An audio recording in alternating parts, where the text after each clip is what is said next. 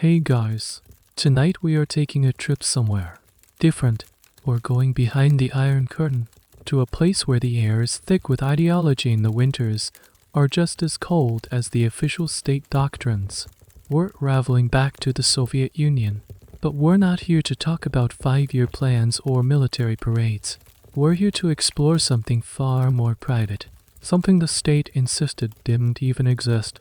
Your journey tonight is into the quiet, awkward, and often hidden world of love, intimacy, and relationships in the USSR.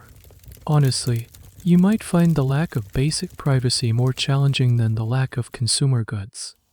So, before you get comfortable, take a moment to like the video and subscribe, but only if you genuinely enjoy what I do here.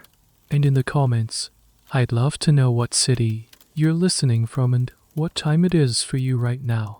It's always fascinating to see where these stories travel. Now, dim the lights, maybe turn on a fan for that soft background hum, and let's seize into tonight's journey together. The air in the room is stale, thick with the scent of cheap tobacco and damp wool coats.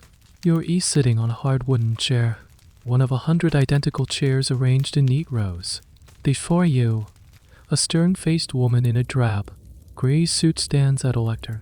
She's a party functionary, a local Komsomol Young Communist League leader, and she's here to talk to you and your peers about socialist morality. You shift uncomfortably. The topic is duty, sacrifice, and collective contribution to the glorious Soviet future. She doesn't use words like love, passion, or desire. Instead, she speaks of healthy proletarian partnerships, strong Soviet families, and the sacred duty of childbearing for the state. Romance is a frivolous, bourgeois distraction. Intimacy, as you might think of it, is simply not on the agenda. It's an unthing, an concept. This feeling is the bedrock of your new reality. It's the source of one of the most famous and misunderstood phrases to ever come out of the late Soviet period. Picture the scene at 1980s, the era of glasnost, or openness. A televised space bridge is connecting a studio audience in Boston with one in Leningrad. It's a landmark event, a symbol of dying Cold War tensions. An American participant asks a question about the portrayal of sex in advertising. From the Soviet side, a woman, an administrator in a local hotel, stands up and, with a straight face, declares into the microphone, "We have no sex." The studio erupts in laughter. The phrase becomes an instant, legendary meme. But as you sit here in this lecture hall, decades before that TV show, you understand it on a deeper level. She didn't mean that 1.4 million square kilometers of the USSR were populated by celibate saints. She was voicing the official ideology that has been drilled into you. In the Soviet Union, there is no commercialized sex, no exploitative sex, no frivolous, individualistic, pleasure-seeking sex. Sex, in the official narrative, has been scrubbed clean of its messy human parts and repurposed into a functional tool for procreation. It's for making new little comrades, not for fun. What's truly fascinating, and a point that historians still debate, is how this puritanical stance came to be. Was it an inevitable outcome of Marxist-Leninist thought, or a specific choice made by its leaders in the early, chaotic days after the 1917 revolution? Things were actually quite different. There was a brief, radical period of experimentation led by figures like Alexandra Kollontai, a Bolshevik revolutionary and feminist. She advocated for free love and proposed the glass of water theory, the idea that satisfying sexual desire in a communist society should be as simple and unremarkable as drinking a glass of water when you're thirsty. It was a radical rejection of bourgeois marriage and sexual hypocrisy. But that revolutionary spark was quickly extinguished. As Stalin consolidated power, the state did a complete 180. The family, which was once seen as an outdated institution, was re-sanctified as the fundamental cell of the Soviet state. Kommunalka, his ideas were condemned as deviant. The new line was clear: your body, your relationships, and your desires do not belong to you. They belong to the collective. They are a resource for the state, to be managed and controlled for the greater good. So use it there. Listening to the functionary drone on. You look at the propaganda poster on the wall beside her. It shows a smiling, robust couple, a man in a factory uniform and a woman driving a tractor. They look like excellent workers. They look like productive partners, but they don't look like they're in love. There is no hint of the quiet, private world that exists between two people. That world has been declared irrelevant, and as you'll soon discover, finding a space for it to exist, in a world of shared apartments and watchful eyes, will be your greatest challenge. The lecture finally ends. You stand up, your legs stiff. As you file out of the room, you feel the cold, heavy weight of this official silence. This is your starting point, a world that tells you, with a perfectly straight face, that one of the most fundamental human experiences simply isn't there. You step out of the lecture hall and into the crisp, cool air of the city. The avenues are wide, designed for parades, and flanked by imposing blocks of gray concrete apartment buildings. As you walk, your eyes are drawn to the only splashes of color in this muted landscape: the propaganda posters. They are everywhere, on billboards, on the sides of buildings, in shop windows. They are the official wallpaper of your world. And on them, you see them, the ideal couple, the model Soviet family. Look closely at this one. The man, his jaw set in heroic determination, stands beside a blast furnace. His muscles are defined, his body hardened by honest labor. Beside him stands a woman, her hair tied back in a practical scarf. She holds a clipboard, her expression equally serious, equally focused. They are partners, comrades. They stand shoulder to shoulder, their gazes fixed on a point somewhere over the horizon, presumably where the next 5-year plan will be spectacularly achieved. They are not looking at each other. They are not touching, save for maybe a sturdy comrade lie hand on a shoulder. There is no spark, no hint of a private joke, no tenderness. Now look at another one. A woman, rosy-cheeked and strong, is seated proudly on a brand new tractor. She is the master of the machine, a symbol of female emancipation and agricultural prowess. In the background, a man, perhaps her husband, bales hay. He gives a thumbs up, not to her, but towards you, the viewer, as if to say, look at the productivity of our collective farm. They are a team, an efficient unit of production. But lovers, the thought seems almost absurd, like asking if the tractor has feelings. This is the central visual language of your society. It's a style known as socialist realism, the only officially sanctioned art form. Its purpose is not to reflect reality as it is, but to depict reality as it should be. And in this idealized reality, the new Soviet man and new Soviet woman have been forged. They are disciplined, ideologically pure, and devoted to the collective good. Their relationships are based on shared values and a mutual commitment to building communism. The messy, irrational, and deeply personal feelings of romantic love have been burned away like impure slag in a furnace. To truly understand the state's perspective, you only need to look at one of its highest civilian honors. It's not an award for artistic genius or scientific discovery. It's the Orden Matjero Inya, the Order of the Mother Heroine. This title, established by Stalin in 1944, was bestowed upon women who had birthed and raised 10 or more children. It came with a gold star medal, a certificate from the Presidium of the Supreme Soviet, and certain privileges, like priority housing and a pension. Think about that. The act of procreation, on a mass scale, was elevated to the level of military heroism. A woman's womb was a factory for the state, and high output was rewarded with a medal. Just like a soldier's bravery on the battlefield, there is nothing more explicitly anti-romantic than turning family planning into a state-sponsored production quota. So, as you walk past these posters, you start to feel a strange sense of disconnect. The posters show you heroes of labor. The lectures tell you about your duty to the state, but neither of them tells you anything about the fluttery feeling you get in your stomach when you see someone from your study group, or why you find yourself replaying a brief conversation in your head over and over again. These feelings have no name in the public sphere. They have no image. They exist in a silent, private space that the state seems determined to pretend isn't there.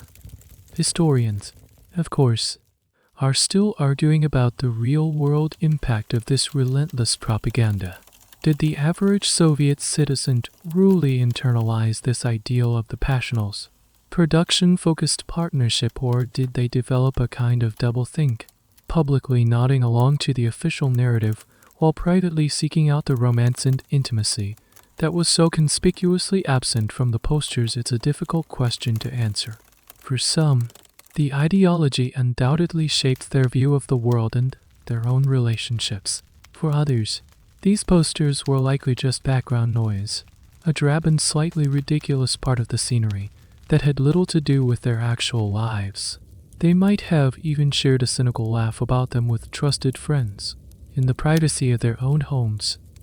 But the constant, overwhelming presence of this imagery has an effect. It creates a vacuum.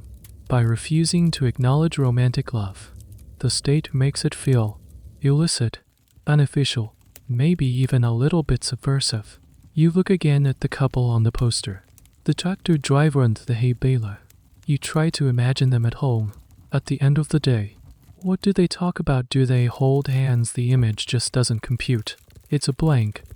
And it's in that blank space, that official silence, that your own questions begin to fester. If this is the ideal, then where do you learn about the reality if no one talks about desire? How do you understand your own? The posters give you a blueprint for being a good citizen, but they offer no guide at all for being a human. The next day, you're back in a classroom. The light filtering through the tall windows is gray, and the air smells of chalk dust and floor polish. You're a teenager, maybe 15 or 16. It's time for your anatomy and biology lesson. Today's topic is the human respiratory system. You learn about the lungs, the diaphragm, the intricate process of gas exchange. It's clinical, scientific, and thoroughly desensitized. Last week, you learned about the circulatory system. The week before, the digestive system. You are being methodically disassembled into a series of biological mechanisms. The heart is a pump. The stomach is a chemical reactor. The lungs are bellows. It's all very functional, very Soviet. But there's one system that is conspicuously, deafeningly absent from the curriculum, the reproductive system. It's a void, a blank chapter in your textbook. There is no official lesson on puberty, no discussion of menstruation, no explanation of conception. The school, an arm of the state, has decided that this particular biological mechanism is not your concern. There is no sex education, not a single class, not a single pamphlet, nothing. This isn't an oversight, it's a deliberate policy. To provide sex education would be to admit that sex exists for reasons other than state-sanctioned procreation within a marriage. It would acknowledge that young people have bodies that are changing, that they have curiosity, that they have desires, and that is an admission the state is simply unwilling to make. The official line is that Soviet youth are too busy building communism, studying for exams, participating in the Komsomol, training for sports to be distracted by such base biological urges. You are supposed to be pure, focused, and asexual until the moment you marry another pure, focused, and asexual comrade. So, where do you get your information? You get it from the same place people have gotten it since the dawn of time, when adults refused to talk the rumor mill. You get it from hushed, giggling conversations in the schoolyard, from an older brother's crude jokes, from a scribbled, anonymous note passed from hand to hand. The information you piece together is a Frankenstein-esque monster of half-truths, wild myths, and outright fabrications. You might hear that drinking a certain kind of herbal tea will prevent pregnancy. You might hear that you can't get pregnant the first time. You might hear anatomical theories that are so bizarre they would make a medieval physician blush. This is your education. A curriculum of whispers and guesses, conducted in the shadows, far from the sterile, silent classroom. And here's a little known, rather poignant detail about this information vacuum. For many young Soviet women, the first time they ever learned the basic facts of conception was not in a classroom or from a parent, but in a doctor's office. After they were already pregnant, imagine the scene: a young woman, perhaps barely out of her teens, goes to a clinic with a vague sense of unease. She has been feeling unwell. Her period is late. The doctor, a harried, overworked woman with a perpetually tired expression, examines her and then states, flatly, "Well, comrade, you're pregnant." And then, only then, does she receive a terse, clinical explanation of how it happened. It's a conversation that should have happened years before, but was deferred by a state-enforced silence. The true purpose of this silence is a topic of ongoing debate among historians who study Soviet social policy. Was it purely about ideological control, a way to enforce the puritanical moral code, or was there a more practical, if cynical, demographic angle? Some scholars argue that keeping the population ignorant, especially about contraception, was a deliberate, if unspoken, prone at a list strategy. In a country that had lost tens of millions of people to war, famine, and purges, population growth was a state obsession. An accidental pregnancy, from the state's perspective, wasn't always an accident. It was a future factory worker or soldier. This theory is controversial, as it's hard to prove such a cynical motive was ever explicitly stated, but it fits disturbingly well with the state's other actions, like the Mother Heroine Award. So you sit in your biology class, listening to the teacher drone on about alveoli. You sketch along in your notebook, but your mind is elsewhere. You're thinking about the changes happening to your own body, the questions you're too afraid to ask, the feelings you don't have the words for. The classroom feels like a bubble, a carefully constructed reality that ignores the most pressing and confusing parts of your life.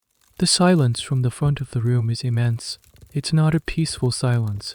It's a heavy, oppressive one, filled with all the unasked questions and unanswered curiosities of a generation being raised in the dark. You are learning a lot about the mechanics of the human body, but you are learning absolutely nothing about what it means to live inside one. And as you'll soon discover, this enforced ignorance will have very real and very serious consequences. The school bell shrieks, releasing you from the vacuum-sealed world of the classroom. You pull on your coat, shoulder your bag, and head for home. But home isn't a single-family house with a white picket fence. That's a fantasy from a bourgeois Western film. You're heading to a kommunalka, a communal apartment. You push open the heavy outer door into a long, dimly lit corridor. The air is a symphony of smells: boiling cabbage from apartment to B, cheap disinfectant from the shared bathroom at the end of the hall, and the lingering scent of yesterday's fried onions from apartment 4A. You hear a baby crying from one room, a heated argument in muffled Russian from another, and the tinny sound of a patriotic march playing on a radio somewhere down the hall. This is the soundscape of your life. Your apartment is not an apartment at all. It's a single room. Your entire family, your parents, maybe a younger sibling lives in this one room. It's your bedroom, your parents' bedroom, the living room, and the study, all crammed into about 18 square meters. Your bed is in one corner. Your parents' bed, often just a fold-out sofa, is in another. A single wardrobe holds everyone's clothes. A small table is crammed against the wall, serving as a desk for your homework and a dining table for meals. And you are not alone in this larger apartment. The long corridor connects a series of these single-room family dwellings. You all share one kitchen and one bathroom. Let's go to the kitchen. You push open the swinging door. Inside, 4 or 5 different women are trying to cook dinner simultaneously on a single, massive gas stove. Each family has its own small table or cabinet for its pots, pans, and food supplies. It's a ballet of barely controlled chaos. Your mother is trying to chop potatoes on a small corner of a table, while Mrs. Petrova from next door is stirring a pot of borscht, her elbows jutting out. There's a constant, low-level negotiation for space, for a burner on the stove, for a turn at the single, stained sink. Privacy, the word is meaningless here. It's a concept as alien as a supermarket. In the Kommunalka, every aspect of life is, by necessity, public. There are no secrets. When your parents have a hushed, tense argument late at night, the Ivanovs on the other side of the thin wall hear every word. When the Ivanov son gets a bad report card, your family hears the shouting that follows. When you have a cold, the entire corridor knows about it from the sound of your coughing. Now, imagine trying to have a moment of intimacy in this environment. Imagine being a young married couple, finally allocated a room of your own after years on a waiting list. Where do you find a moment to be alone? To be a couple, your bed is just a few feet away from your child's cot. The walls are paper-thinned. A cuff, a whisper, the creak of a bed spring, everything travels. The entire building is a giant listening device. Here's a small, telling detail of Kommunalka. If the light switch for the shared bathroom was oft unlocated in the main corridor, not inside the bathroom itself. This was ostensibly for safety or convenience, but it became a tool in the endless petty squabbles of communal living. If you were taking too long, a disgruntled neighbor might just flick the switch, plunging you into darkness. It was a small act of aggression, a reminder that even in the most private of moments, you were never truly in control. Your time, your space, it was all contingent on the moods and whims of your neighbors. The origin of the Kommunalka is a fascinating piece of social engineering. After the 1917 revolution, the Bolsheviks faced a massive housing crisis in the cities, which were flooded with workers and peasants. Their solution was radical and ideological. They seized the large, spacious apartments of the bourgeoisie and nobility, uncompacted them, dividing them up and moving multiple working-class families in. This wasn't just a practical housing solution. It was a core tenet of early communist ideology. The Kommunalka was meant to break down the bourgeois, family unit and forge a new collective way of life. By forcing people into close quarters, the theory went, you would dissolve private property and private life, creating the ultimate communal citizen. Historians are still debating whether this experiment was a success or a catastrophic failure. Did it forge a new collective consciousness, or did it just breed resentment, suspicion, and a desperate, clawing desire for a private corner of the world? The evidence seems to lean heavily towards the latter. While people did form friendships and support networks, the environment was also a breeding ground for informants, gossip, and a pervasive lack of trust. As you sit at your small table, trying to do your homework amidst the noise and the smells, you learn to retreat into your own head. It's the only truly private space you have. You dream of a door you can close, a room of your own, for you, and for millions like you. The ultimate luxury isn't a car or a fancy coat. It's a wall that is thick enough to keep out the sounds of your neighbors' lives, and a door with a lock that only you have the key to.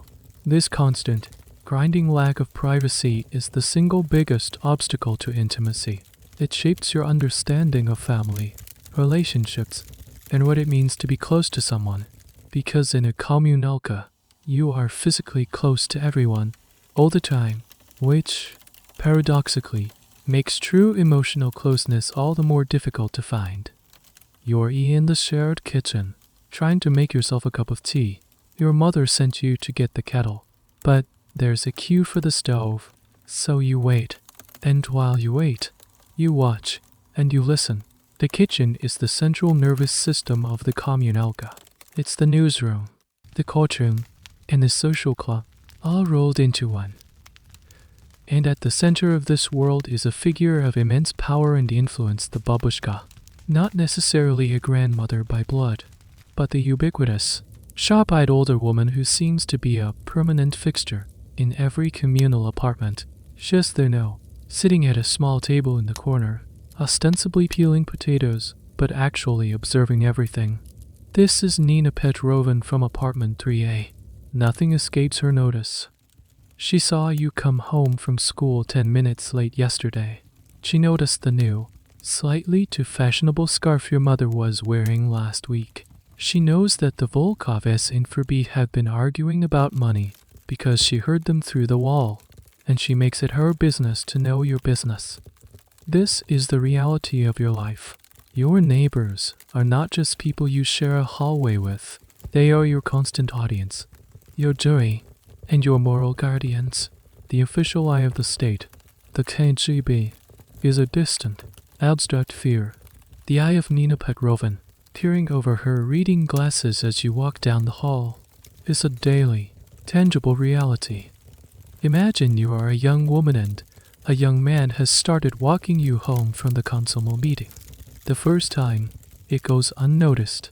The second time, Nina Petrovna might mention it to your mother in the kitchen, with a casual, "Oh, I saw you caught you with that young man from the factory today.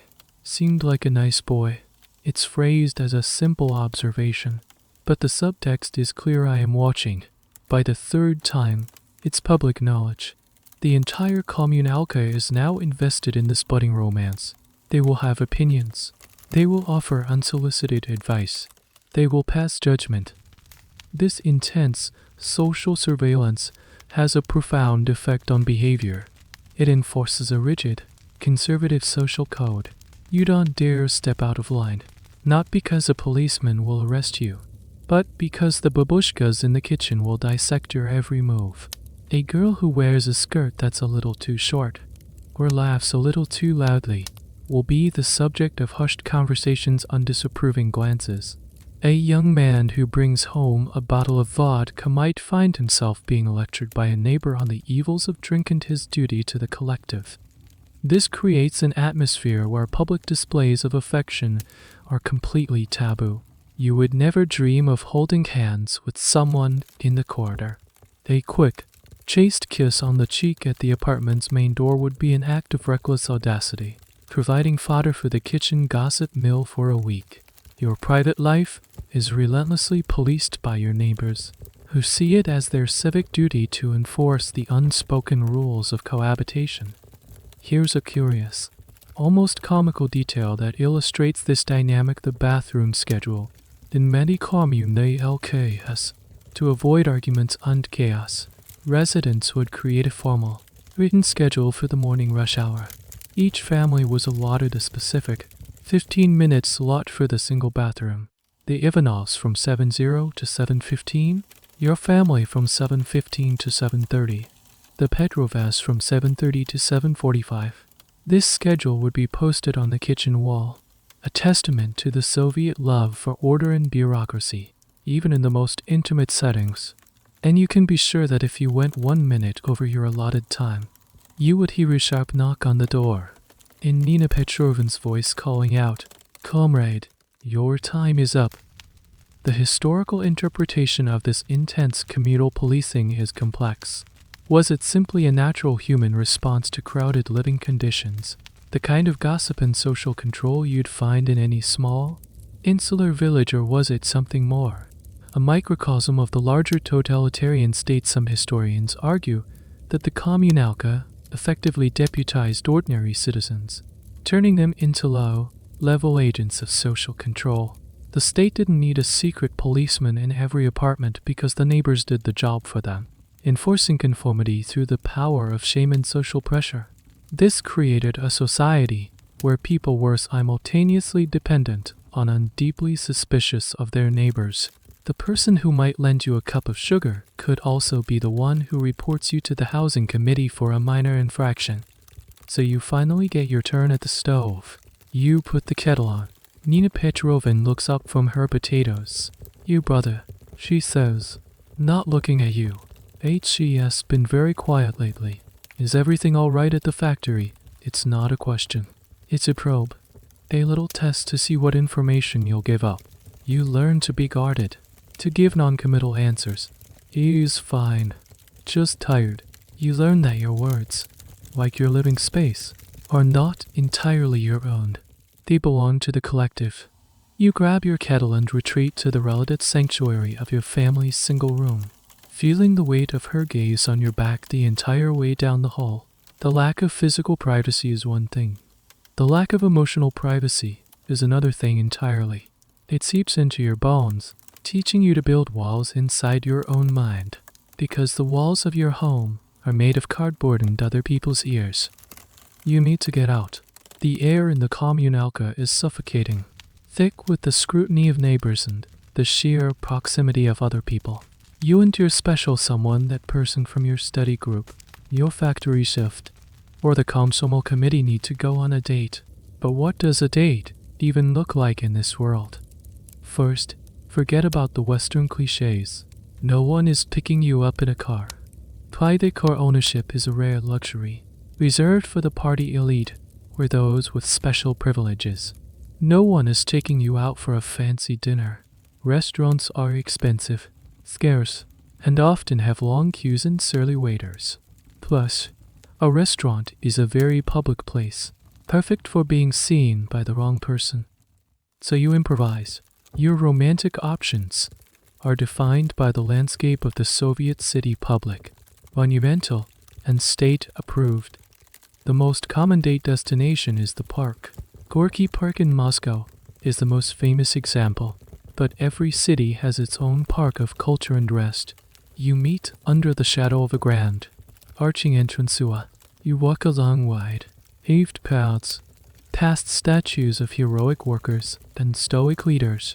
You might sit on a bench, leaving a respectable, comrade-like distance between you. You talk. You talk about your studies, your work, the latest film you saw as long as it was a Soviet one, or the brilliant speech given by the local party secretary. The conversation is a careful dance, staying within the bounds of acceptable topics. What if it's cold? You go to the cinema.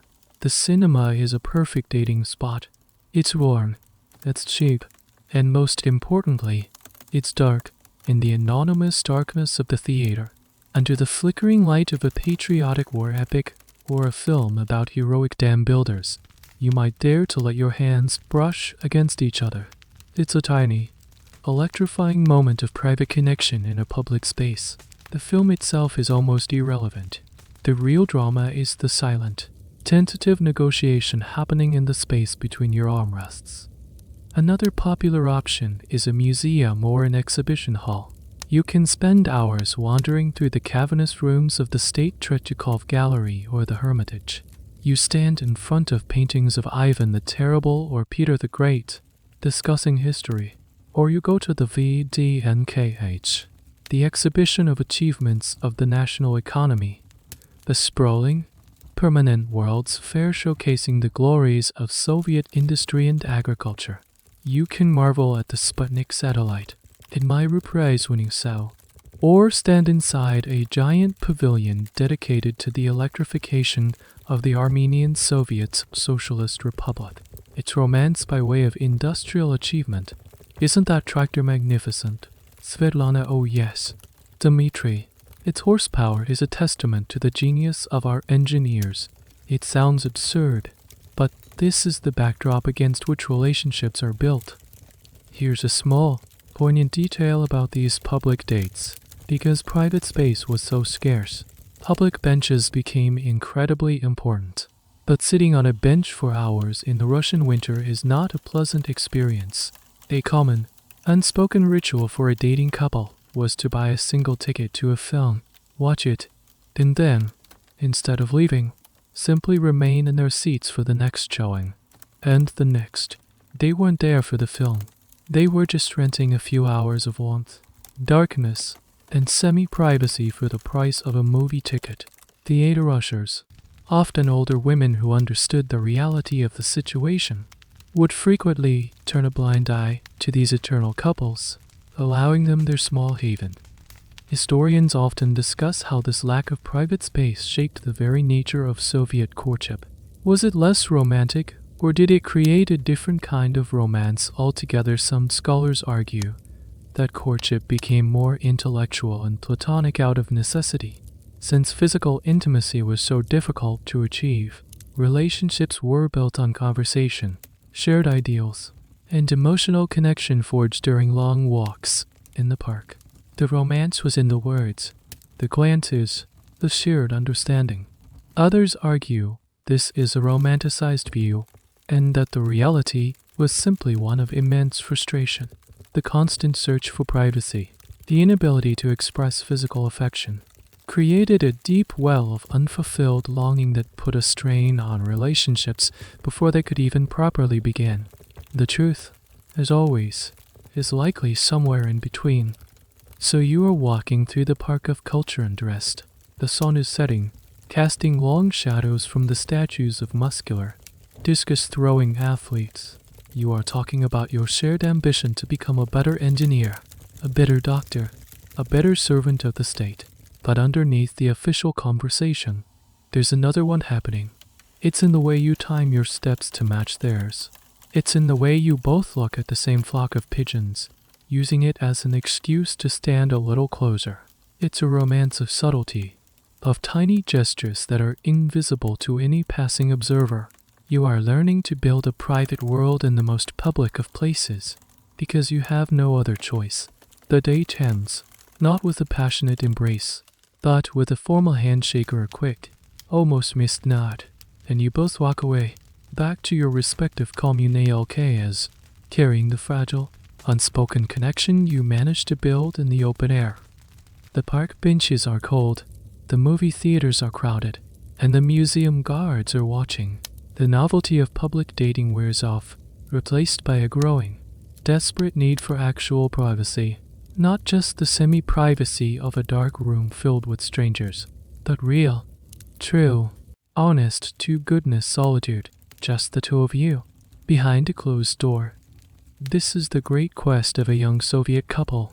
It's a logistical challenge more complex than any 5-year plan. It requires cunning, patience, and a network of conspirators. Where do you go? The most common and immediate option is the stairwell. The podizd, the entrance and stairwell of an apartment block, becomes a makeshift private space. It's not ideal. It's drafty.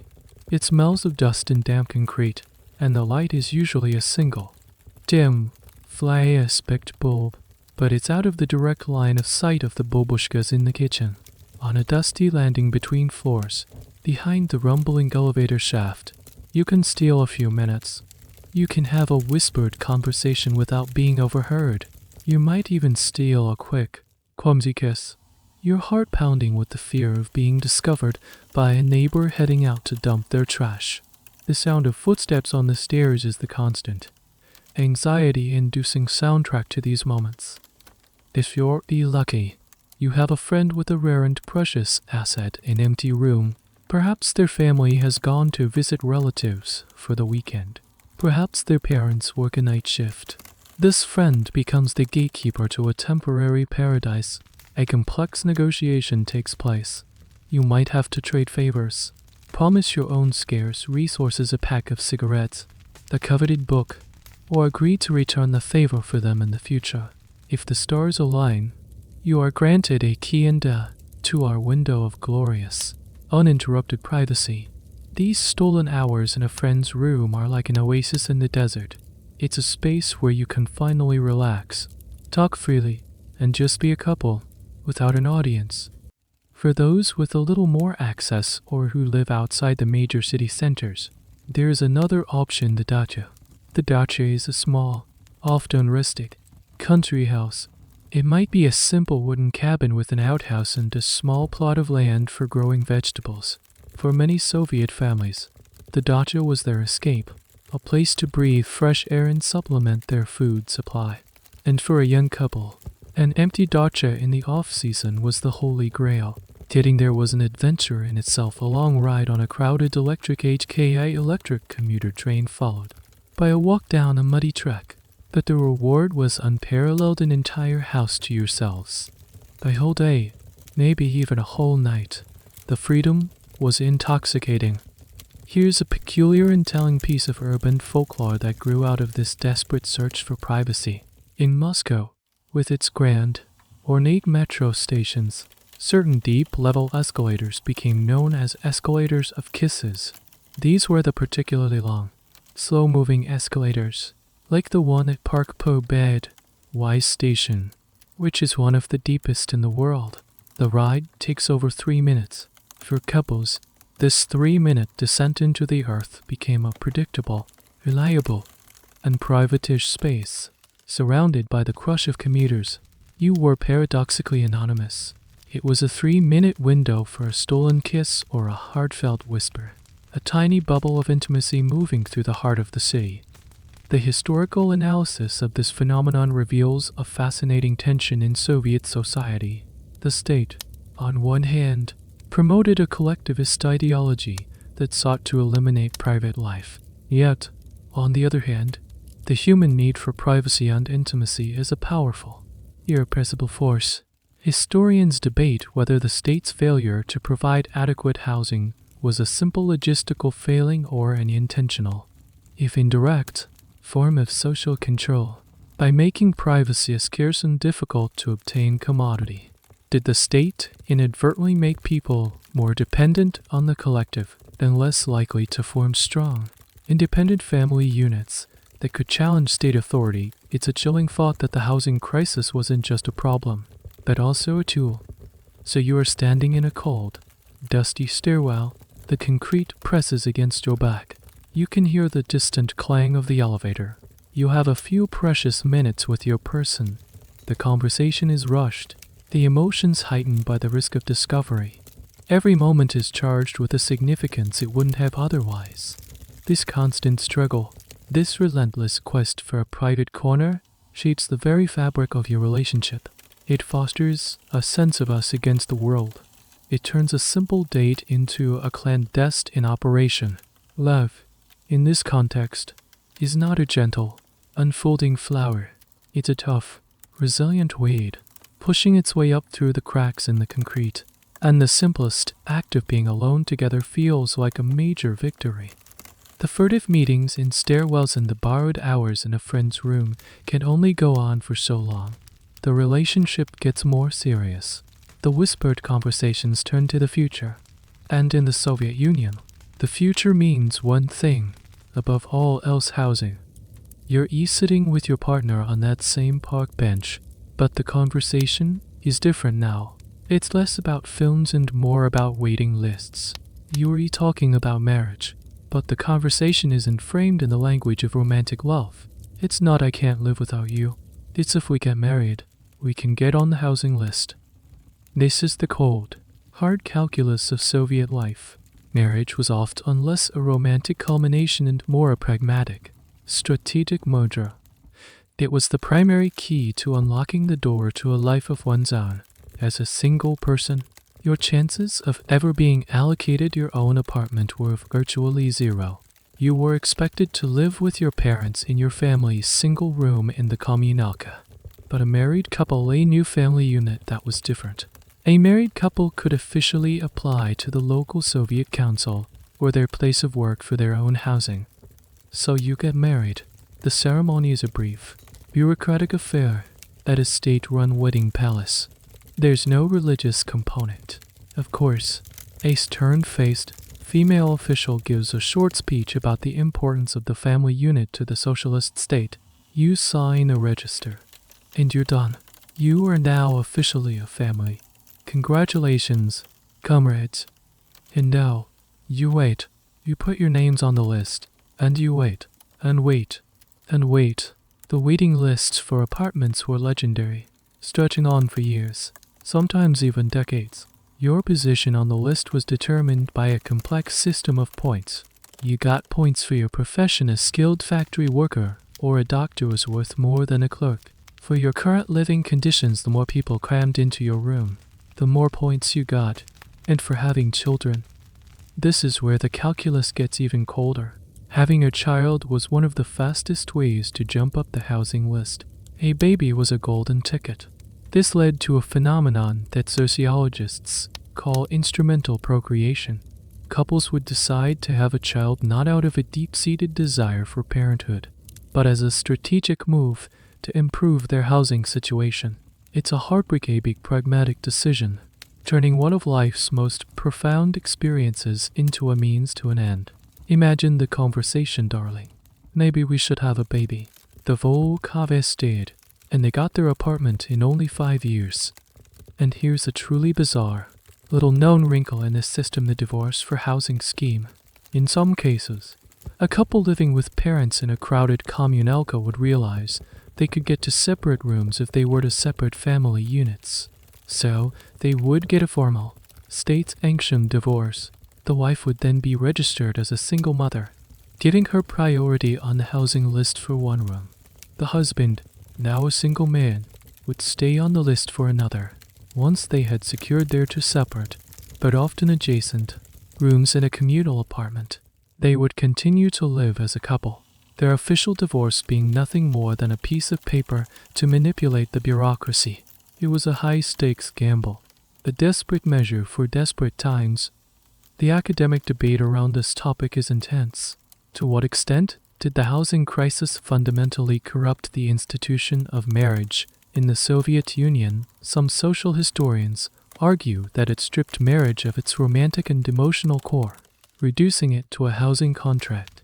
They point to the high divorce rates in the later Soviet period as evidence that once the housing goal was achieved, the loveless marriages of convenience quickly fell apart. Others take a more nuanced view. They argue that while the practical considerations were paramount, it doesn't mean that love and affection were absent. People still fell in love, but that love had to be expressed within a rigid and deeply pragmatic framework.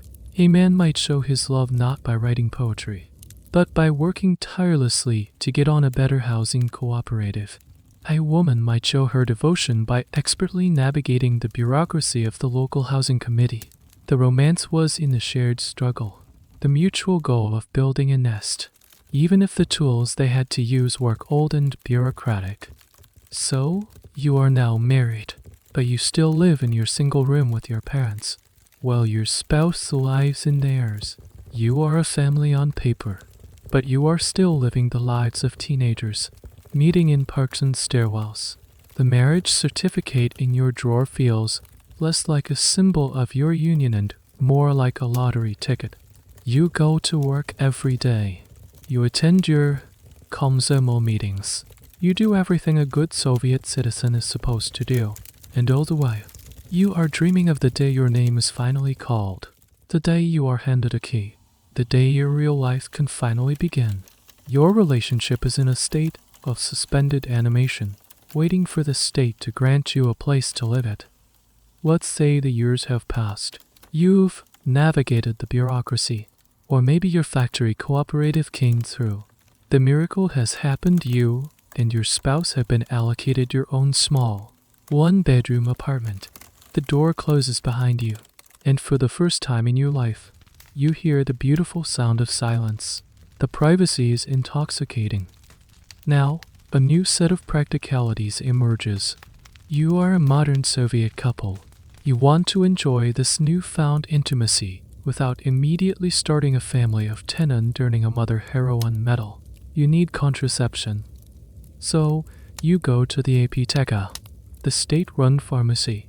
You stand in line. Your turn comes, and you quietly, awkwardly, try to ask for condoms. The pharmacist, a formidable woman who looks like she could wrestle a bear, might sigh with exasperation, as if you're asking for something frivolous and decadent. If they have them at all, she will slap a small, drab paper box on the counter. You take it home and open it.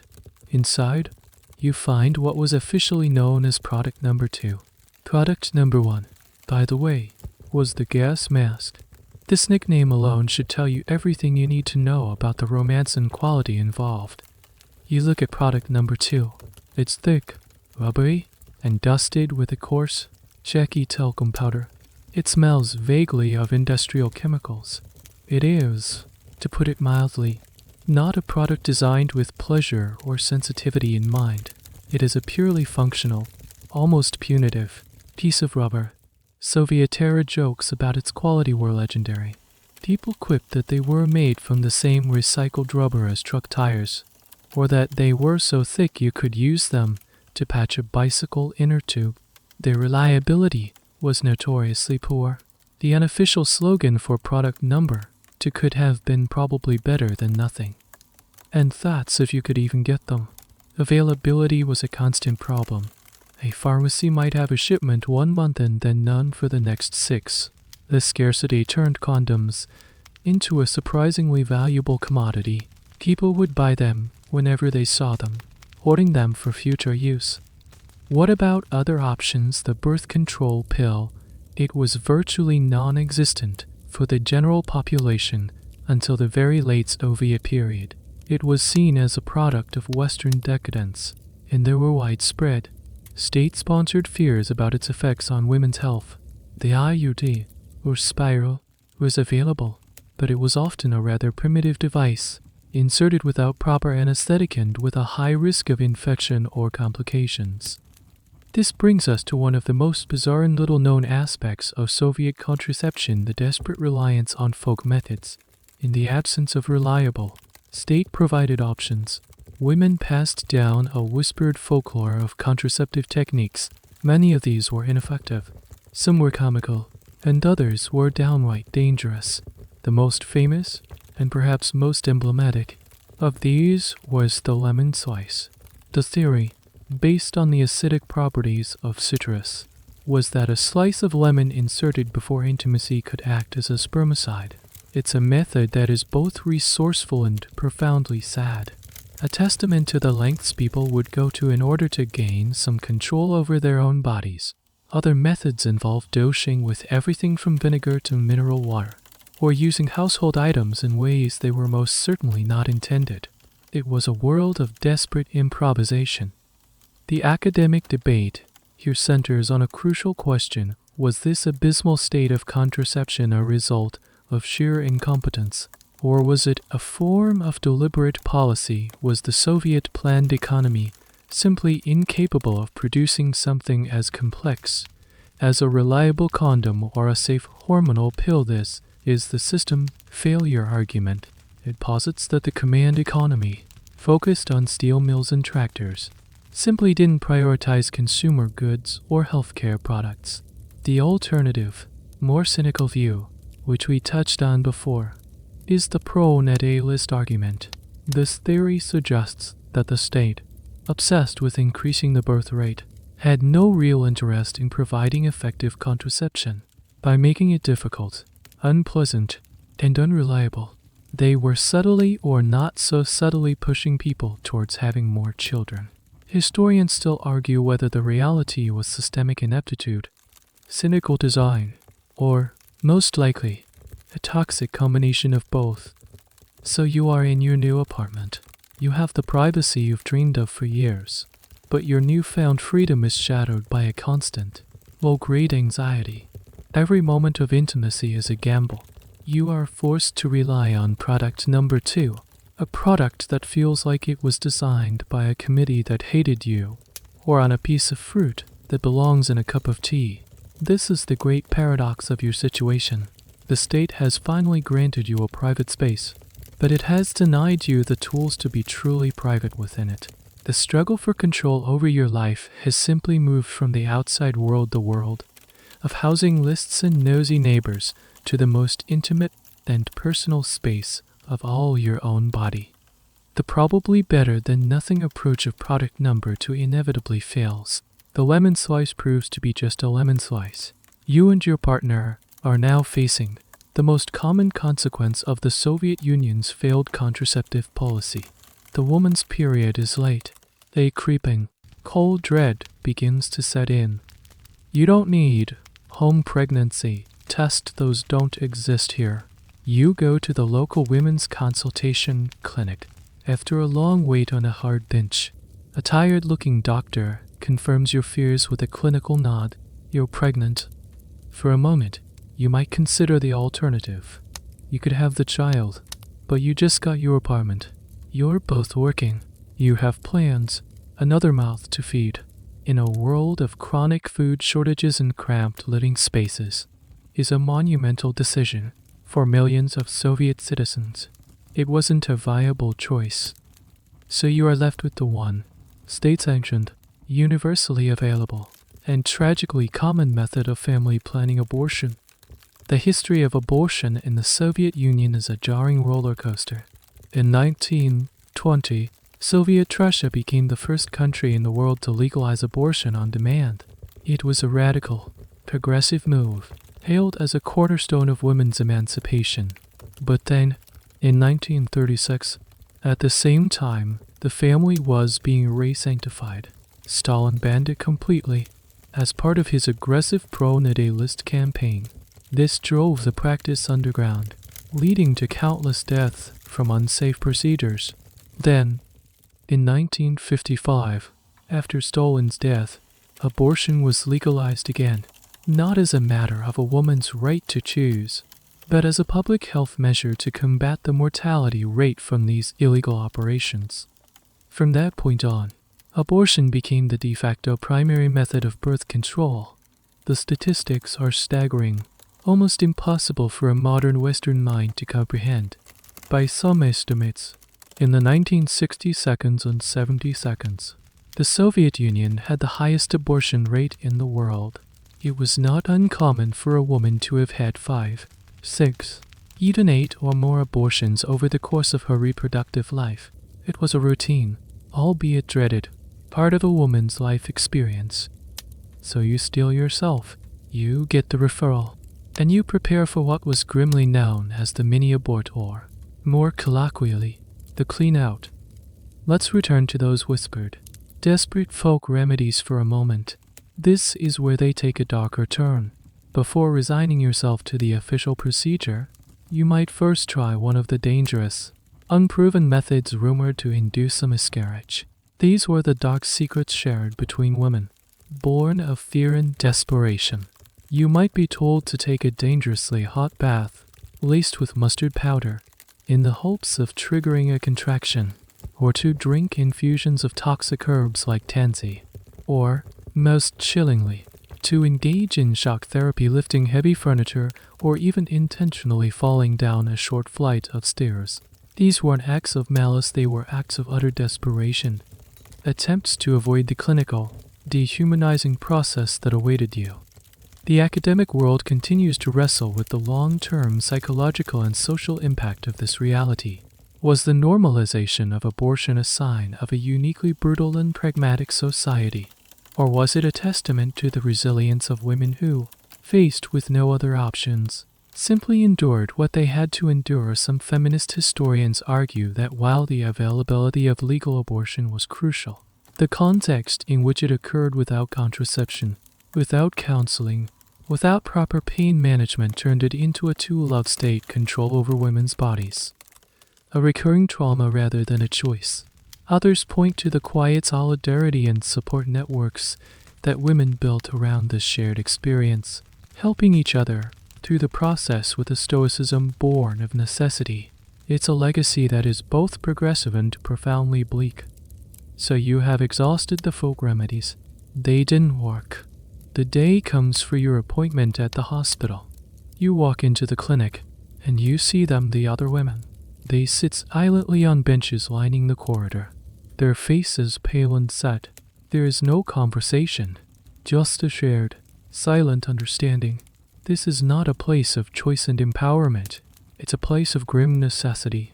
You take your place in the queue and you wait your turn for the small surgery that has become the silent, defining reality of intimacy in a world without options. The air is heavy with the metallic scent of disinfectant and a profound, collective sadness. Your name is called. A nurse with a tired, impassive face leads you from the waiting area into a different kind of queue. You are no longer just sitting, you are now in a line of women, all dressed in drab, state tissue hospital gowns, waiting outside the door of the procedure room. The finality of it all begins to sink in. This is the assembly line, the Konveyor. It's a word usually associated with a tractor factory, but it was commonly used by both patients and medical staff to describe the process of performing abortions in a Soviet hospital. The goal was efficiency and volume, not patient comfort. You can hear the clinical, metallic sounds from behind the door. You can see the women who come out. They walk slowly, unsteadily, their faces ashen. They are led to a recovery room, where they will lie on a cot for an hour or so before being sent home, often with little more than an instruction to take it easy. No one makes eye contact. There is a shroud of shared, unspoken trauma. Your turn comes. You walk into the procedure room. It's brightly lit, sterile, and cold. The equipment looks old, functional, and intimidating. In the center of the room is a gynecological chair that looks more like a piece of industrial machinery than medical furniture. And here is the most brutal and defining fact of this experience. There is often no anesthetic. Or if there is, it's a token gesture, a quick, ineffective local injection that does little to numb the reality of the procedure. General anesthesia was a luxury, reserved for complex surgeries or privileged patients, not for a routine clean-out. The official reason was a shortage of anesthetics and anesthesiologists, but there was also a pervasive, unstated belief among some in the medical establishment that the pain was a deterrent, a punishment for the irresponsibility that leads you here. It was a moral lesson delivered via surgical instrument. So you lie back. You grip the sides of the chair until your knuckles are white. You stare at a crack in the ceiling, a water stain on the wall, anything to dissociate from what is happening. The doctor and nurse were quickly, mechanically, their conversation clinical and detached. They do this dozens of times a day. For them, it's a job. For you, it's a moment of visceral, unforgettable pain and humiliation. You don't scream. No one screams. You endure it in silence, because that is what is expected. It is your part in this grim, efficient machine. The procedure is over in a matter of minutes. It feels like an eternity. The nurse helps use it up. You feel dizzy, hollowed out. She hands you a cloth and gestures you towards the recovery room. You join the other silent figures lying on their cots.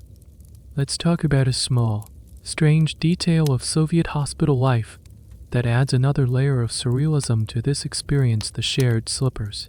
Due to shortages, hygiene protocols, you were often not allowed to wear your own shoes inside the clinic or hospital ward. Instead, upon entry, you would be directed to a large bin of communal slippers worn, mismatched, and sterilized with varying degrees of success. You would shuffle through this deeply personal and traumatic experience wearing a pair of ill-fitting slippers that had been worn by hundreds of women before you. It was a tiny, physical reminder of your own anonymity in the system, one more small indignity in a process built on them. The historical debate around this practice is fraught.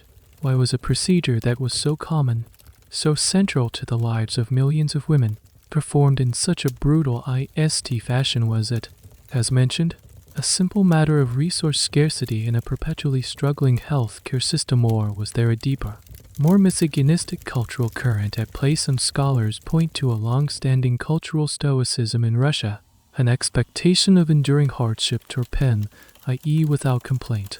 They argue that the medical establishment, and society at large, simply did not prioritize or even recognize women's pain as a significant issue. The procedure was seen as a woman's problem, and her suffering was a private, unspoken part of it.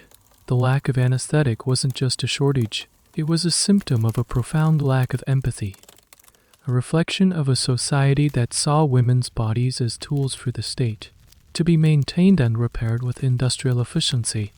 An hour has passed. A nurse tells you that you can get dressed and go home. You are given a slip of paper, a medical note to excuse you from work for a day or two. There is no counseling, no follow-up appointment scheduled, no prescription for painkillers. You are simply processed and discharged. You walk out of the hospital, back into the gray afternoon, feeling physically and emotionally scooped out. You will go home, back to your new apartment. You will clean yourself up. You will make dinner. And tomorrow, you will go back to work. You will not speak of this to anyone except, perhaps, your husband, and even then, maybe only in hushed tones. It is a shared secret, a hidden scar that you and millions of other Soviet women carry in silence. You had successfully used the state's only reliable form of birth control. The state's ancient assembly line of the public hospital was the reality for the vast majority of women, but it wasn't the only option. For some, the thought of that clinical, dehumanizing process, the cues, the lack of anesthetic, the sheer public nature of a private trauma was too much to bear. And for others, there was an added layer of complication shame. Perhaps you are an unmarried student who got pregnant. Perhaps you are a party member whose moral standing could be compromised. Or perhaps you live in a small town where everyone knows everyone, and the gossip from the local clinic would spread like wildfire. In these situations, you might seek out an alternative, the underground clinic, the world of the illegal abortionist. This wasn't a choice made lightly. It was a trade-off. You weren't rating the relative medical safety of the state system for the promise of anonymity and, perhaps, a more humane experience. This world operated through whispers and trusted networks. You wouldn't find an advertisement in a newspaper. You would ask a friend, who would ask an aunt, who knew a woman who knew someone. Eventually, you would be given a name and an address. The practitioner, or podpole's age chick, was often a retired doctor, a disgraced nurse, or sometimes, tragically, someone with no medical training at all, just a bit of purloined equipment and a willingness to take the risk. The price was high, often several months' salary for an average worker. For that price, you were buying silence. So, on a designated evening, you make your way to a nondescript apartment building on the outskirts of the city. You carry the money in a plain envelope. You climb the stairs to a specific apartment and knock in a pre-arranged pattern. The door opens a crack. You're ushered inside, and the door is quickly locked behind you. The clinic is someone's home. The procedure takes place not in a sterile operating room, but on a kitchen table, covered with a clean-ish oilcloth. The instruments are boiled on the stove in a regular soup pot. The person performing the procedure might be a kind, grandmotherly figure who speaks to you in soothing tones, or a grim-faced man who works in silence.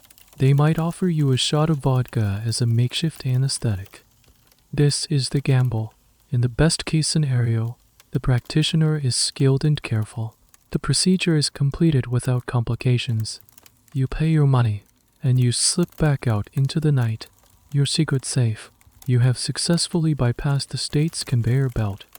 But the risks were enormous. The number one risk was infection.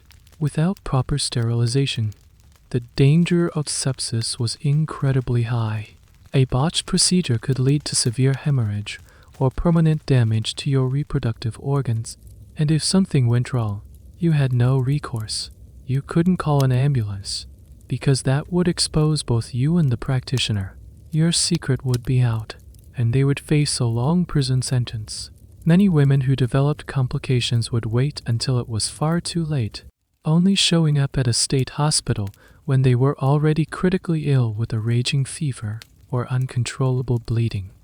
Here's a small, grim detail about how these underground operations were sometimes uncovered by the authorities. The militia, the regular police, would occasionally investigate a building's plumbing. A recurring clog in a specific apartment's drain pipe could be a telltale sign. The remains of illegal procedures, flushed down the toilet, would create blockages that were gruesomely revealing. It's a stomach-turning image, but it speaks to the desperate, hidden nature of these acts. Historians who study this phenomenon often place it within the larger context of the Soviet shadow economy, in a system where almost everything was scarce or state-controlled. A vast, illegal or semi-legal network of goods and services flourished. You could buy Western blue jeans from a Fartso vs. H-Chicka black marketarians, get your car repaired by an off-the-books mechanic, or get an abortion on a kitchen table. This wasn't just about criminality. It was about survival and sourcing things the state couldn't or wouldn't provide. The illegal abortionist was, in this sense, just another service provider in a broken system. The academic debate continues on how to classify the practitioners themselves. Were they predatory ghouls, exploiting women's desperation for financial gain, or were they a strange sort of folk hero, providing a necessary, if dangerous, service that the state had failed to offer with dignity? The reality is that they were likely both. There were undoubtedly exploiters who caused immense harm, but there were also likely practitioners, perhaps former nurses themselves, who genuinely believed they were helping women, offering them a kinder, more private alternative to the brutal IST state system. Despite the immense personal risk, you are lying on the kitchen table. The only light is a single bulb hanging over your head. You can smell the faint scent of cabbage still lingering in the air. You have placed your trust, your health, and your future in the hands of a stranger, in a secret room, all for the promise of privacy. This is the other side of the coin. For every woman who silently endured the state's assembly line, there was another who took a different, more dangerous path. A path that led down a dark corridor and into a world where salvation and disaster were separated by the thinnest of margins. So far, our journey has focused on the complex, fraught world of heterosexual relationships governed by the state's obsession with procreation and housing. But what if your desires, your very identity, didn't fit into this rigid framework at all? What if you were a man who loved other men? In that case, your life is not just a series of logistical challenges and private anxieties. Your life is a crime. You need to know about a number. A number that casts a long, dark shadow over your existence. 121. Article 121 of the USSR Penal Code. It was introduced under Stalin in 1934, reversing the early Bolsheviks' decriminalization of homosexuality. It explicitly criminalized mozlovesto, a rather archaic term for sodomy, or sexual contact between men. The punishment was up to 5 years of hard labor in a prison camp, or a gulag. This law doesn't just make an act illegal, it makes a part of your identity illegal. It codifies the state's belief that your desires are not just immoral or deviant, but actively counter-revolutionary and a threat to the Soviet project. The official propaganda surrounding Article 121 was vicious. Homosexuality was relentlessly portrayed as a bourgeois decadence, a fascist perversion, and a sign of moral decay imported from the corrupt West. It was linked to espionage and treason. The head of the secret police, General Ichigoda, argued that queer circles were breeding grounds for anti-Soviet conspiracies. Therefore, persecuting gay men wasn't just about enforcing morality, it was a matter of state security. So you live in a world of constant, gnawing fear. Every day is a performance. You learn to police your own gestures, your tone of voice, the way you look at people. A glance held a second too long, a friendship that seems too close, an offhand comment. Any of these could be misinterpreted and reported. The neighbor in your kommunalka, the co-worker at your factory, the local party informant, they are all potential threats. You cannot speak about your life to anyone, not to your family, who would be horrified and ashamed, not to your friends, for fear of implicating them or being betrayed. You are forced to build a fortress of solitude around your true self. You might even go through the motions of a normal life. You might date a woman, even get married, simply to create a convincing cover story. This was known as a lavender marriage, a marriage of convenience designed to shield both the gay man and often a lesbian or understanding friend from suspicion. It was a life of profound, soul-crushing duplicity. The places where you could safely meet other men like you were few and far between, existing as secret, unmarked points on the city map. They were known only through a carefully guarded, word-of-mouth network. In Moscow, A certain public toilet near the Bolshoi Theater was a well-known cruising spot. Certain park benches, a specific section of a public bathhouse banyo, or a particular street corner became clandestine gathering places. And here is a small, telling detail about the language of this hidden world. Because the very words homosexual or gay alubi, meaning light blue, became the common slang term were so dangerous. A coded language of signs and symbols emerged. The way you held a cigarette, the color of a tie, a particular phrase dropped into conversation, these could be signals. Cautious probes sent out into the world, hoping to find a flicker of recognition in someone else's eyes. It was a language of immense subtlety, where a single, misunderstood gesture could lead to disaster. The academic debate on the enforcement of Article 121 is revealing. Was it consistently and ruthlessly applied across the entire Soviet Union? The historical record suggests it was more complex. Enforcement often came in waves. There would be periods of relative quiet, followed by sudden, brutal crackdowns, often linked to broader political purges. The KGB would launch a sweep, arresting dozens of men in a single city over a few weeks, staging show trials to make an example of them. This unpredictability was a key part of the terror. You never knew when the knock on the door would come. Historians are still trying to map these waves of persecution and understand what triggered them: a local party official's ambition, a moral pan decrypted up by the press, or a directive from the highest levels of the Kremlin. So you are sitting on a park bench, the designated park bench. You are reading a newspaper, pretending to be absorbed in an article about grain harvests. You see another man approaching. He sits at the other end of the bench. Is he one of you, or is he plain-clothed militia? Is he a KGB agent trying to entrap you? Your heart pounds in your chest. This simple, human act of seeking connection has been turned into a life-or-death gamble. Every potential moment of joy is shadowed by the terrifying possibility of exposure, arrest, and a 5-year sentence in a place from which you might never return. This is life under the shadow of Article 121, a life where your own identity is the crime, and silence is your only defense. You live inside the fortress of solitude you've built, and the walls are getting higher every day. The fear is a constant companion, a low hum beneath the surface of your life. You have mastered the art of the performance. At work, you are a model comrade. You talk about sports. You laugh at the right jokes. You might even invent a fictional girlfriend you're seeing. In your kommunalka, you are the quiet, helpful neighbor. You have made yourself invisible. But the human need for connection, for recognition, for love, is a stubborn and powerful thing. It cannot be extinguished by law or by fear.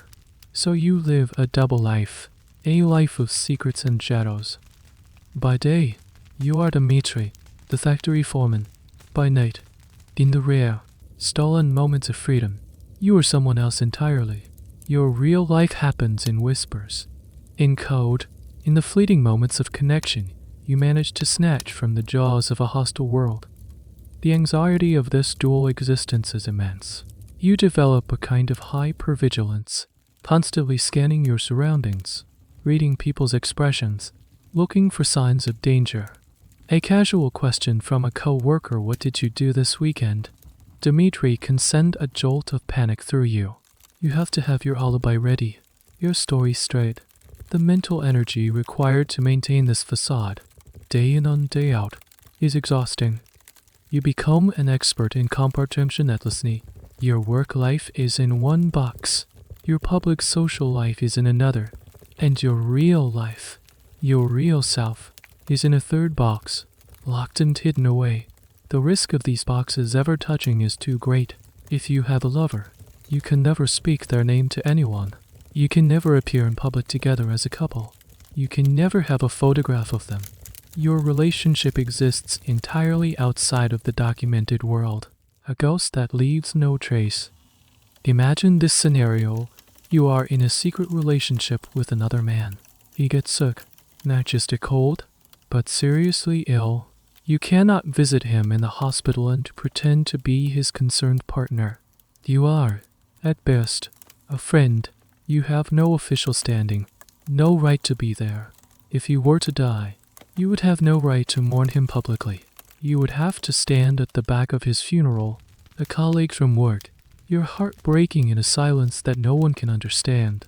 Your grief, like your love, must remain invisible.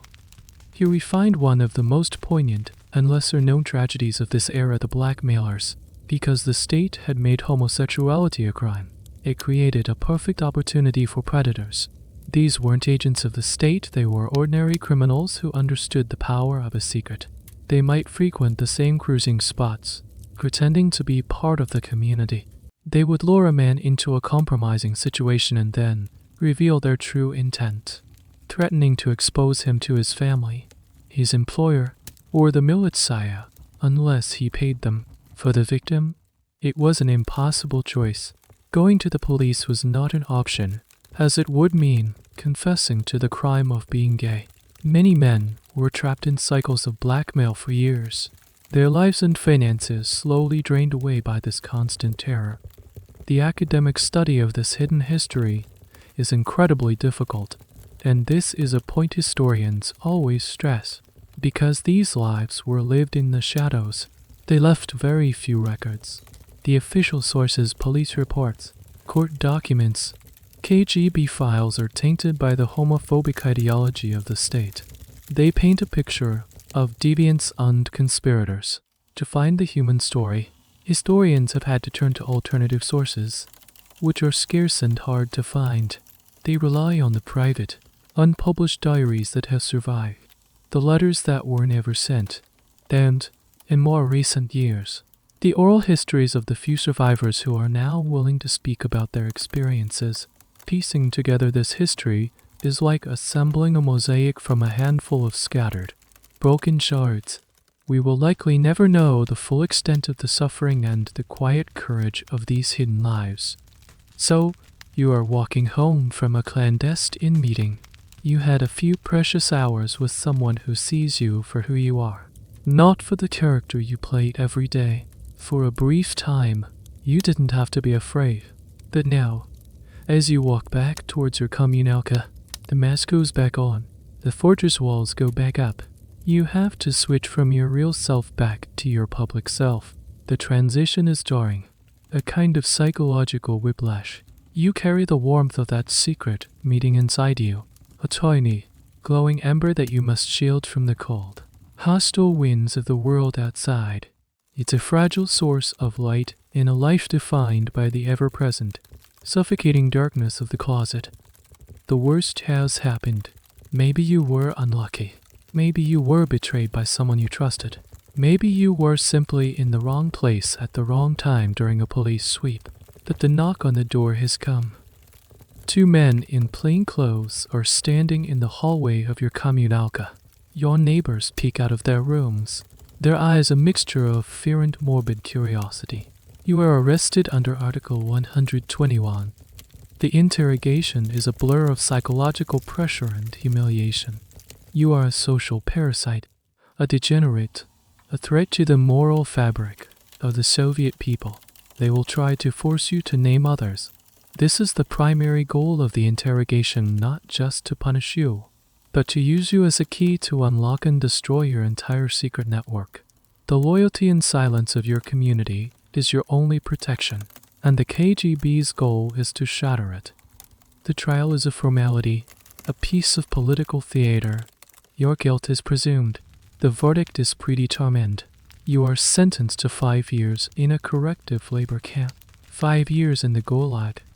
You are herded onto a crowded, filthy train car with other prisoners, or ZIS. The journey itself can take weeks. The rolling nightmare of hunger, thirst, and fear. When you finally arrive, you are confronted with a landscape of pure despair, rows of grim wooden barracks surrounded by barbed wire, watchers looming against a perpetually gray sky. In the brutal, rigidly hierarchical world of the Gulag, your crime places you at the very bottom of the prisoner society. The camp is run by a combination of official guards and powerful criminal gangs. The VORYV One, or thieves in law. For these hardened criminals, who had their own strict, albeit twisted, code of honor. Men imprisoned under Article 121 were considered untouchables, the lowest of the low. They were often subjected to systematic abuse, violence, and exploitation by other prisoners, with the guards turning a blind eye or even encouraging it. Your charge, Article 121, is stamped on your file. It marks you. You are assigned the hardest, most grueling labor felling trees in the frozen taiga, mining coal in a suffocating pit, or working on a massive construction project in the middle of nowhere. The work is designed to break you, physically and spiritually. The food is thin soup and a crust of black bread. Disease, scurvy, dysentery, tuberculosis is rampant. And here is a little known, heartbreaking detail about the fate of these men. Even if you manage to survive the hunger, the cold, the back-breaking labor, and the violence from other prisoners, your punishment often didn't end with your sentence. Upon release, many former 121ers were designated as -6. This meant they were forbidden from residing in major cities like Moscow, Leningrad, or Kiev. They were exiled to provincial backwaters, forever marked and monitored by the state. They could not return to their old lives, their old jobs, or their families. The conviction was a brand that stayed with you for life. The historical study of the persecution of gay men in the Gulag system is a specialized, unharrowing field. For a long time, their story was a footnote, lost within the larger, staggering tragedy of the tens of millions who passed through the camps. Historians like Den Healy have done groundbreaking work, sifting through camp records, prisoner memoirs, and declassified archives to bring these specific stories to light. They debate the precise numbers, how many thousands were sentenced under Article 121, and the degree to which the persecution was centrally orchestrated versus a product of the brutal, homophobic culture of the camps themselves. It remains a difficult and painful area of research, an attempt to give names and voices to those who were systematically erased from history. You are in the barracks at night. The air is thick with the smell of unwashed bodies, cheap tobacco, and despair. You are thousands of miles from home. You are surrounded by violence and brutality. You have been stripped of your name, your identity, and your dignity. You were arrested not for what you did, but for who you are. Your crime was love, and your punishment is to be sent to this frozen, man-made hell, a place designed to grind every last trace of humanity out of you. For many, this was the final, terrifying destination in the journey of a gay man in the Soviet Union, a journey that began with a secret and ended in a numbered grave in the permafrost. What about the other half of the story? What if you were a woman who loved other women here? The legal landscape becomes strangely murky, and the silence even more profound. There was no Article 122. Lesbianism was never explicitly criminalized in the Soviet Union in the same way male homosexuality was. On paper, your love was not a crime. In reality, your existence was simply denied. You find yourself in a peculiar kind of legal and social limbo. The state, in its hyper-patriarchal wisdom, did not see relationships between women as a legitimate threat. The official ideology was so focused on the male-centric, phallic definition of sex that the idea of a sexual relationship without a man was deemed incomprehensible. It didn't fit their model of perversion. It was seen as a kind of childish, sentimental friendship, a pre-sexual phase that a woman would eventually grow out of once she met a good Soviet man and fulfilled her true purpose, getting married and having children. This official erasure was a double-edged sword. On one hand, you did not live with the daily, life or death fear of a knock on the door into 5-year sentence in the Gulag. You were not actively hunted by the KGB in the same way men were. This gave you a degree of freedom that gay men could only dream of. To women living together, they were just friends, roommates, trying to survive the housing crisis. A close, intense, emotionally intimate friendship between two women was socially acceptable, even encouraged. You could hide in plain sight. But this invisibility came at a cost. It was a form of psychological annihilation. Your love, your identity, was not considered real enough to even be made illegal. It was dismissed as a silly, girlish fancy. When you went to a doctor or a psychiatrist with feelings of depression or anxiety related to your identity, you would be diagnosed with something like sluggish schizophrenia or neuroticismus. The cure was often to be told to find a husband, as if your identity was a curable illness and marriage was the medicine. If your relationship did come to the attention of the authorities, they had other ways to punish you. While they couldn't use Article 121, they could use the broad, vague articles against hooliganism, antisocial behavior, or parasites. You could be fired from your job, especially if you worked in a field like teaching or medicine. On the grounds of moral turpitude, you could be expelled from the Komsomol or the Communist Party, effectively ending any chance of career advancement. You could be committed to a psychiatric institution for treatment. The state had a whole arsenal of tools to enforce conformity, even without a specific law. Here's a small, telling detail about the social context, the powerful cultural trope of the frontovaya podrage, the front-lying girlfriend or female comrade in arms. This was a celebrated image from the Great Patriotic War WWI, depicting the intense, loyal, and loving bond between two female soldiers, nurses, or partisans. This archetype provided a kind of cultural cover. An intense, all-female relationship could be read by outsiders through this lens of heroic, platonic, sisterly devotion, allowing women to build lives together under a veil of social acceptability. It was a pre-existing narrative that lesbians could slip into, a camouflage that allowed their relationships to exist, even if misunderstood. The historical study of lesbian lives in the Soviet Union is even more challenging than that of gay men, because it wasn't a crime. It generated almost no official police or court records. The history is almost entirely invisible in the state archives. Historians must rely on the faintest of whispers, reading between the lines of women's diaries, interpreting the passionate language of their letters, and, more recently, collecting the oral histories of the elderly women who are finally breaking decades of silence. Scholars like Francesca Stella have been pioneers in this field, painstakingly recovering a history that was not just repressed, but completely erased. The central debate is whether this erasure was a form of benign neglect or a more insidious form of control. Did the state truly not see lesbianism as a threat, or was denying its very existence a more effective way of stifling it than outright persecution? So you are living with another woman. To the outside world, to the neighbors in your kommunalka, you are two maiden aunts, two good friends pooling your resources. You share a room.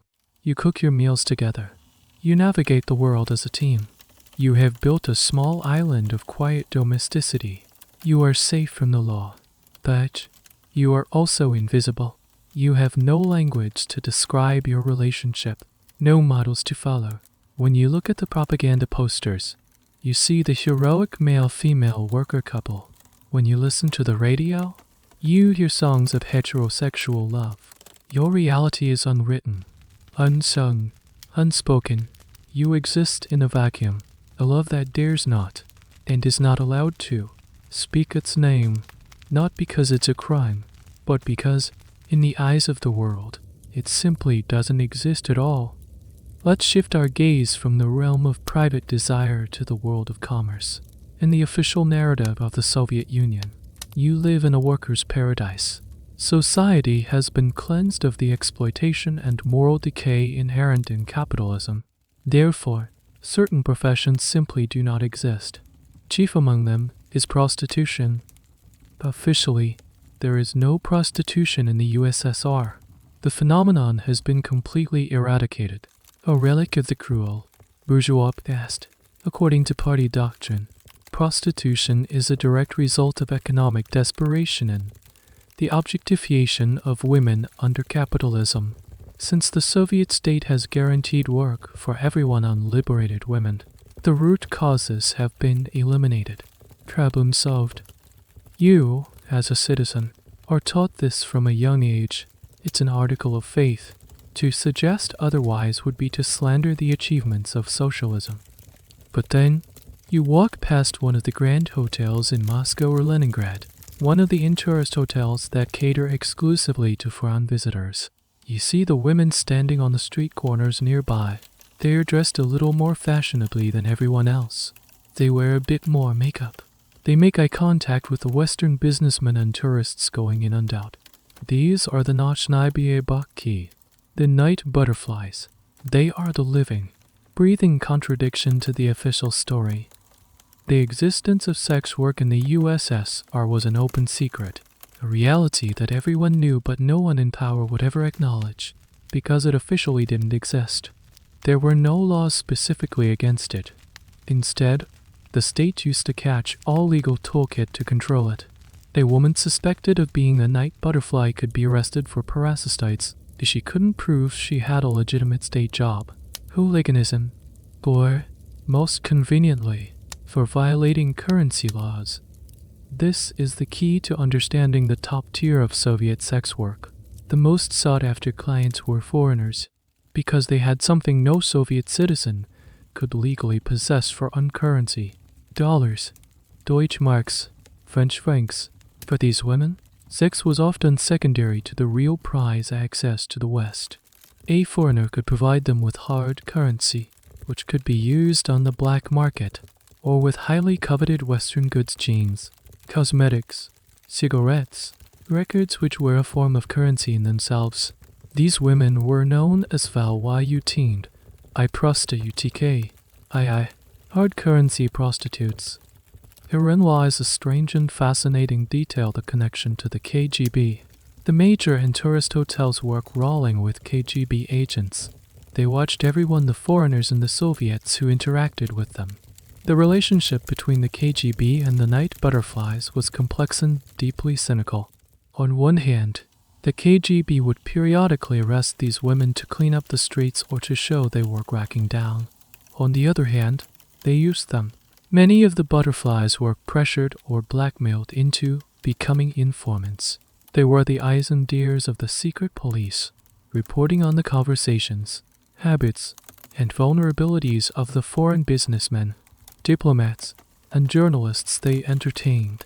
The hotel room, a space of supposed intimacy, was often just another theater of the Cold War.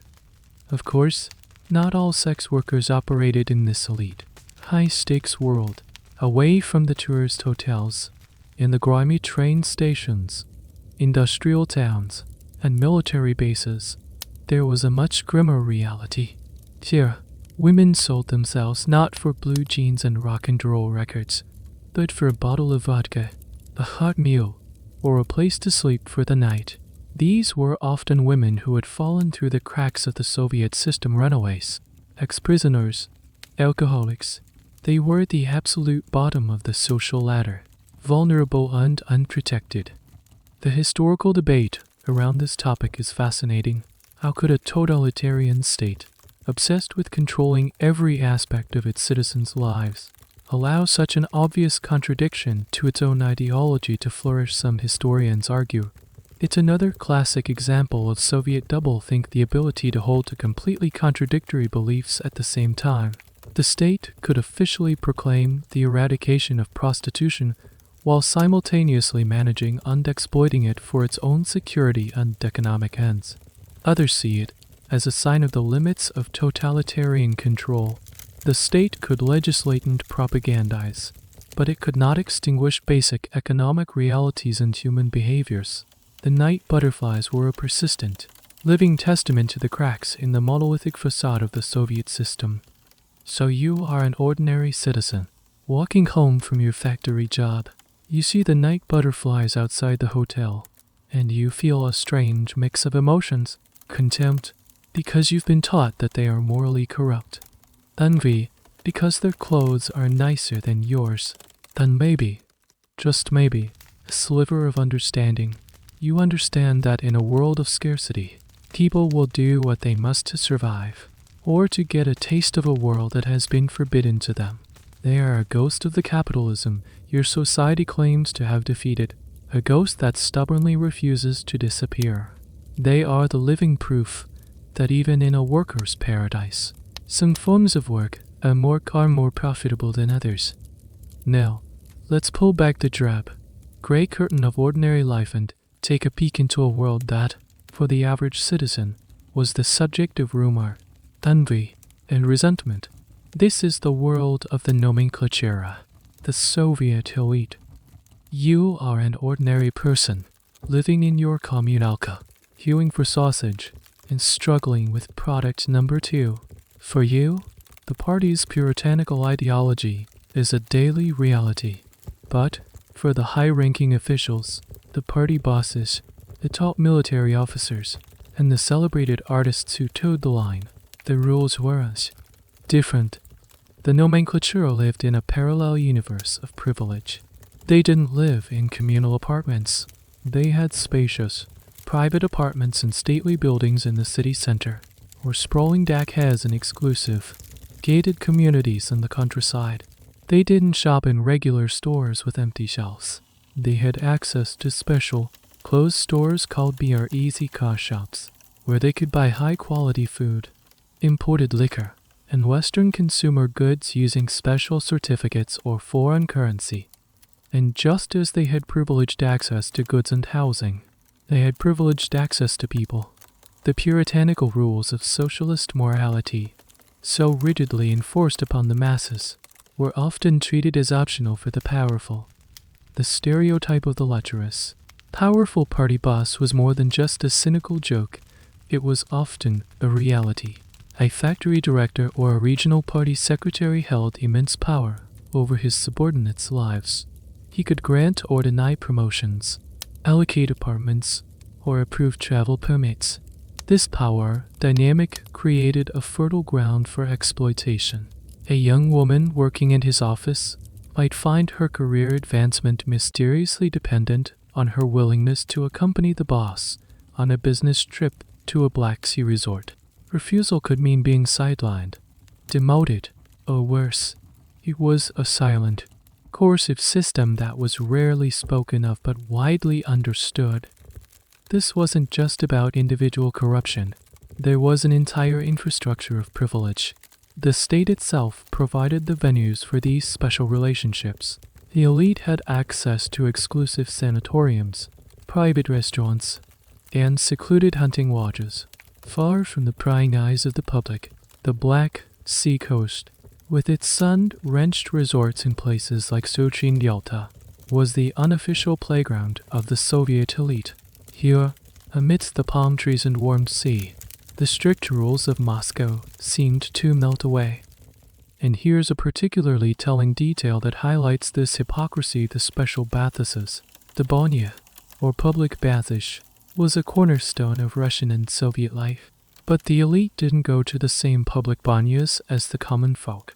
They had their own luxurious, private facilities, like the famous Danduny baths in Moscow, which had opulent private rooms that could be booked for hours. These became notorious as places where powerful men could entertain companions with endless supplies of cognac and caviar, all under the guise of a healthy steam. It was a world of hedonism hidden behind a veneer of proletarian tradition. The academic debate surrounding this elite hypocrisy is central to understanding the eventual collapse of the Soviet system. Did the leaders actually believe in the puritanical ideology they preached, or was it purely a tool for controlling the masses? Historians like Sheila Fitzpatrick have explored the culture of the elite, arguing that a deep-seated cynicism was pervasive. The nomenclature saw the ideology as something for public consumption, not for private application. This created a profound disconnect between the rulers and the ruled. While ordinary citizens were being lectured on sacrifice and socialist morality, they heard the rumors and saw the evidence of the elite's special life. This hypocrisy bred a deepened corrosive resentment that ate away at the very legitimacy of the party. Why should I sacrifice? You might think, when the party boss is living like a czar.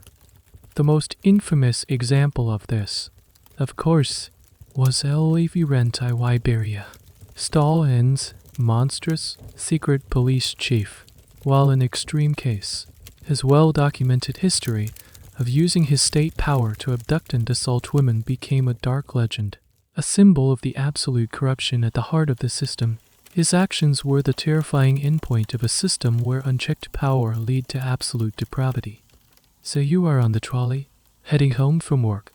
A sleek, black Checo limousine, the official car of the nomenclatura, speeds past, splashing muddy water on the side of your tram. You catch a glimpse of a red-faced official in the back seat, a fur-hatted figure who lives in a world you can barely imagine. You know the official story. He is a humble servant of the people, working tirelessly for the good of the state. But you also know the unofficial story, the one told in whispers and bitter jokes. You know that the rules that govern your life, the queues, the scarcity, the crushing lack of privacy do not apply to him. You live in a classless society, you are told. But as you watch his car disappear down the road, you know, with a certainty that settles deep in your gut, that some comrades are much more equal than others. Let's move away from the world of the powerful elite and the established families, and into environments where the official rules of society are both intensified and strangely distorted: the army barracks and the university dormitory. These are worlds of forced collectivism. You are thrown together with hundreds of other young men or women, living in close quarters. Your lives dictated by rigid schedules and strict hierarchies. Privacy is non-existent, even more so than in a kommunalka. Your bed is one of 20 in a long, echoing room. Your personal space is a single footlocker. Let's start with the army. You are a young man, 18 years old, conscripted for your mandatory 2 years of service. You are taken from your home and dropped into a hyper-masculine world, completely cut off from female society. The official ideology is one of discipline, a sexual brotherhood. You are comrades in arms. Your only love is for the motherland. But reality is far messier. The Soviet army was plagued by a brutal, informal system of hazing known as the USSR China. It was a violent, unwritten code that had nothing to do with official military regulations. Senior soldiers to DUI, or grandfathers systematically tormented and exploited the new recruits solid GI, or greenhorns. This created an atmosphere of constant fear and violence. In this pressure cooker environment, with no access to women and where any hint of homosexuality, real or perceived, could lead to a savage beating or worse, sexual tensions manifested in distorted ways. The DUVSH China itself had strong undercurrents of sexualized violence and humiliation. But beyond that, the intense, first intimacy of barracks life could lead to complex and confusing relationships. Deep, passionate, but strictly platonic friendships could form a lifeline of emotional support in a brutal world. These bonds were often the most significant relationships these young men had. Yet, they existed in a gray area, always at risk of being misinterpreted as something deviant. Now, let's go to the university dormitory, the OBSHIE. Here, the atmosphere is less violent but equally controlled. Men and women are housed in separate buildings, or at the very least, on separate floors. A stern kommandanti, usually a formidable older woman, acts as the moral guardian of the building. The doors are locked at 11 p.m. sharp. If you're out for the night. And if you're a visitor from the men's dorm trying to see someone in the women's dorm, you have to sign in, state your purpose, and be out by the curfew. This system, of course, just turned courtship into a game of stealth and ingenuity. The rules were a challenge to be overcome. You learned which fire escapes were rusty but usable. You knew which ground floor windows had loose latches. You might bribe the commandant TKA with a box of chocolates to look the other way. The entire system of gender segregation, meant to enforce chastity, instead turned the simple act of a boy visiting a girl's room into a thrilling, clandestine adventure. Here's a curious detail of dorm life: the teapot telegraph. In a world before cell phones, students devised clever ways to communicate between the segregated dorms. One common method was to use a simple electric kettle. You might have a friend in the opposite dorm whose window faced yours. A prearranged signal flicking the kettles, which on and off a certain number of times, causing its indicator light to blink, could send a simple message across the courtyard: "Meet me by the library in 10 minutes. Or as the commandantike doing her rounds, it was a low-tech, ingenious solution to a state-imposed problem. The historical debate here focuses on the effectiveness of this kind of social control.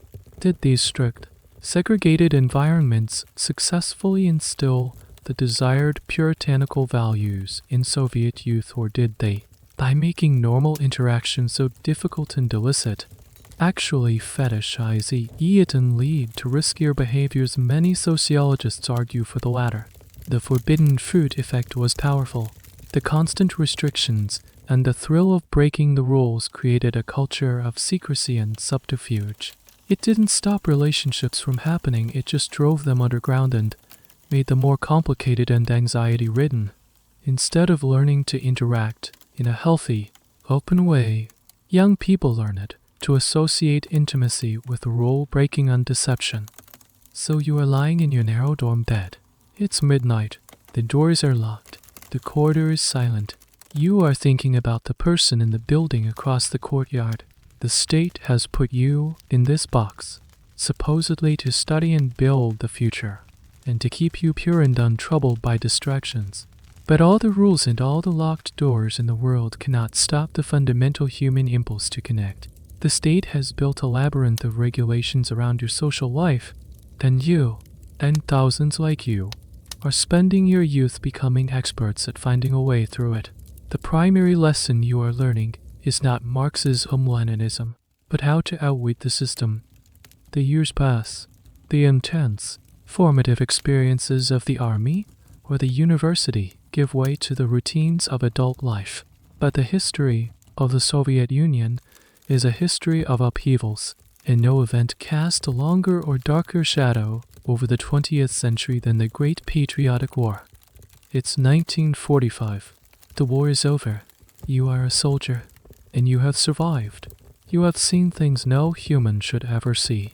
You have marched across half of Europe. And now, you are coming home. You step off the train, a hero, your chested orned with medals. You find your wife, your sweetheart, the woman you left behind for long years ago. The reunion is a moment of profound, overwhelming emotion. But after the initial tears and embraces, a strange and difficult reality begins to set in. You are not the same person who left, and she is not the same person you remember. The war created an immense, unbridgeable gap in experience. You have lived a lifetime of violence, death, and brutal camaraderie in the all-male world of the front. She has lived a lifetime of hunger, fear, and back-breaking labor in the factories or on the farms. A world almost entirely populated by women, children, and old men. You try to talk, but you don't have a shared language for your experiences. You cannot explain the horror of Stalingrad. She cannot explain the quiet, grinding desperation of a winter with no bread and no news from the front. This led to a widespread, silent crisis in intimacy across the nation. Millions of men returned from the front with deep psychological wounds, what we would now call post-traumatic stress disorder, but for which there was then no name. They were plagued by nightmares, flashbacks, and a violent, hell-trigger temper. Many sought solace at the bottom of a vodka bottle, the only anesthetic available to them. For the women, the reality was just as stark. They had been the backbone of the home front. They had run the factories, raised the children, and held the country together. They had become self-reliant and tough. The return of their husbands was not always a simple relief. It meant yielding authority, dealing with a man who was now a stranger, a damaged and oft unvolatile presence in the home they had struggled so hard to maintain. And then there was the sheer demographic catastrophe.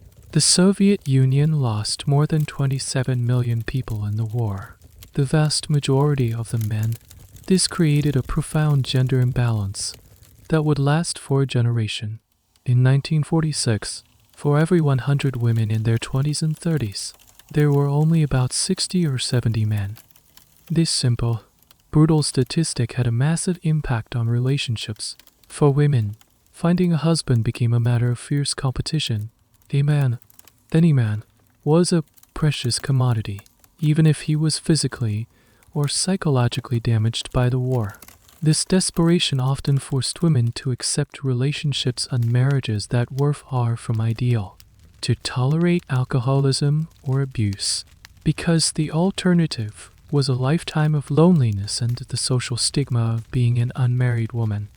Here's a small, poignant detail that captures this demographic tragedy. In the post-war years, a sad, popular song emerged called Because. According to statistics, for every 10 girls there are 9 boys. It was a cheerful-sounding tune with deeply melancholic lyrics, a lament for a generation of women whose chances of finding love and building a family had been decimated by war. It was a song everyone knew, a piece of pop culture that spoke to a deep, collective wound. Historians who study this period often debate the long-term consequences of this trauma on the Soviet family. Did the shared experience of suffering ultimately strengthen the family unit, creating a sense of resilience and us against the world, or did the unhealed wounds of the war, the alcoholism, the violence, and the demographic imbalance create a dysfunctional pattern that was passed down through generations? Scholars like Catherine Mary Dale have written powerfully about the war inside, the silent, personal battles that continued long after the fighting stopped.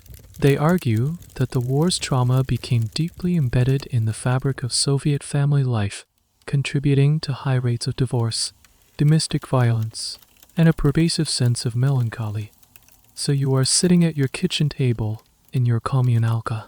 Your husband is home. He is a hero to the state. But to you, he is a stranger who shouts in his sleep. The medals on his jacket cannot patch the holes in his soul. The official propaganda celebrates the great victory, the heroic sacrifice, the glorious triumph of the Soviet people. But in the quiet of your room, in the strained silences between you and your partner, you are living with the true cost of that victory. The war is over, but the battle for intimacy, for connection, for a sense of normalcy, has just begun.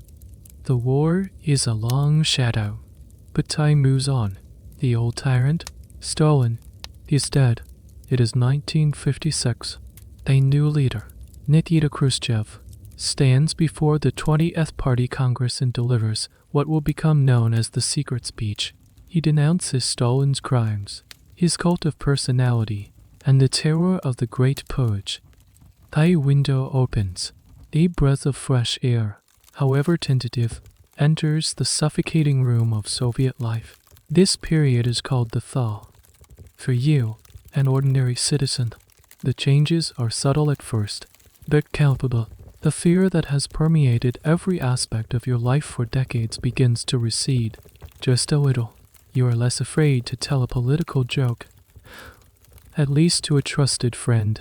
The knock on the door at midnight is no longer a constant, ambient terror. Then this new atmosphere, this slight relaxation of state control, begins to seep into the private sphere as well.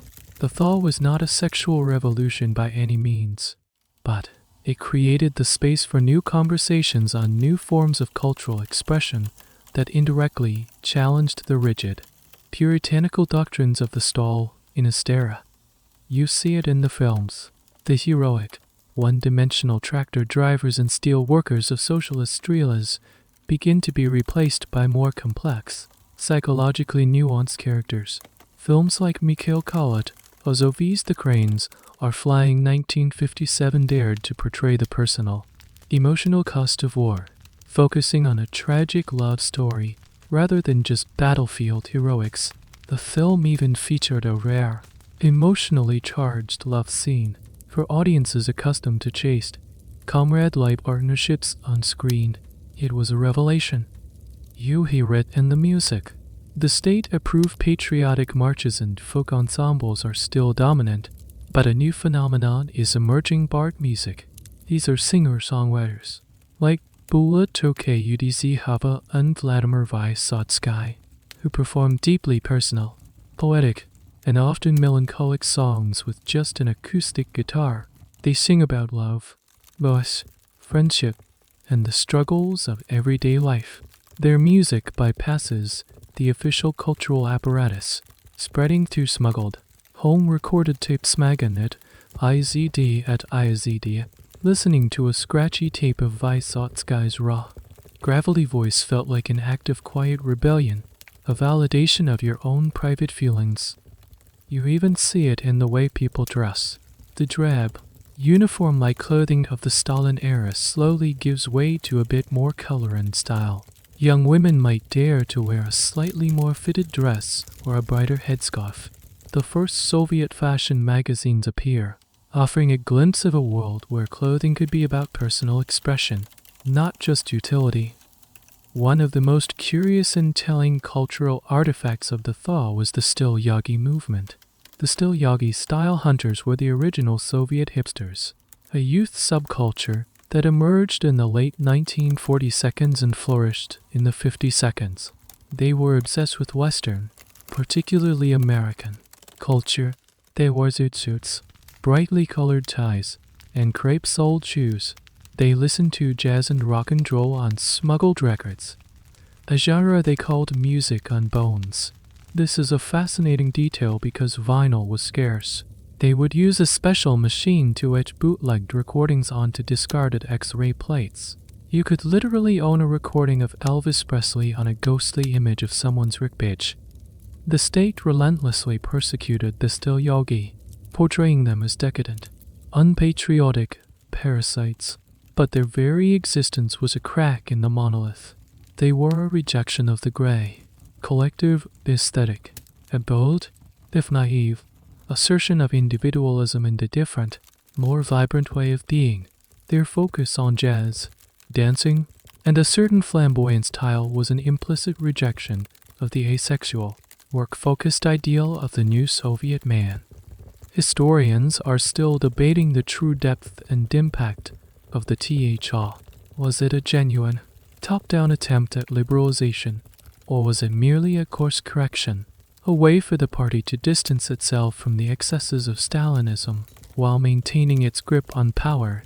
Did this cultural opening truly change the way ordinary people thought about their private lives, or was it a superficial phenomenon?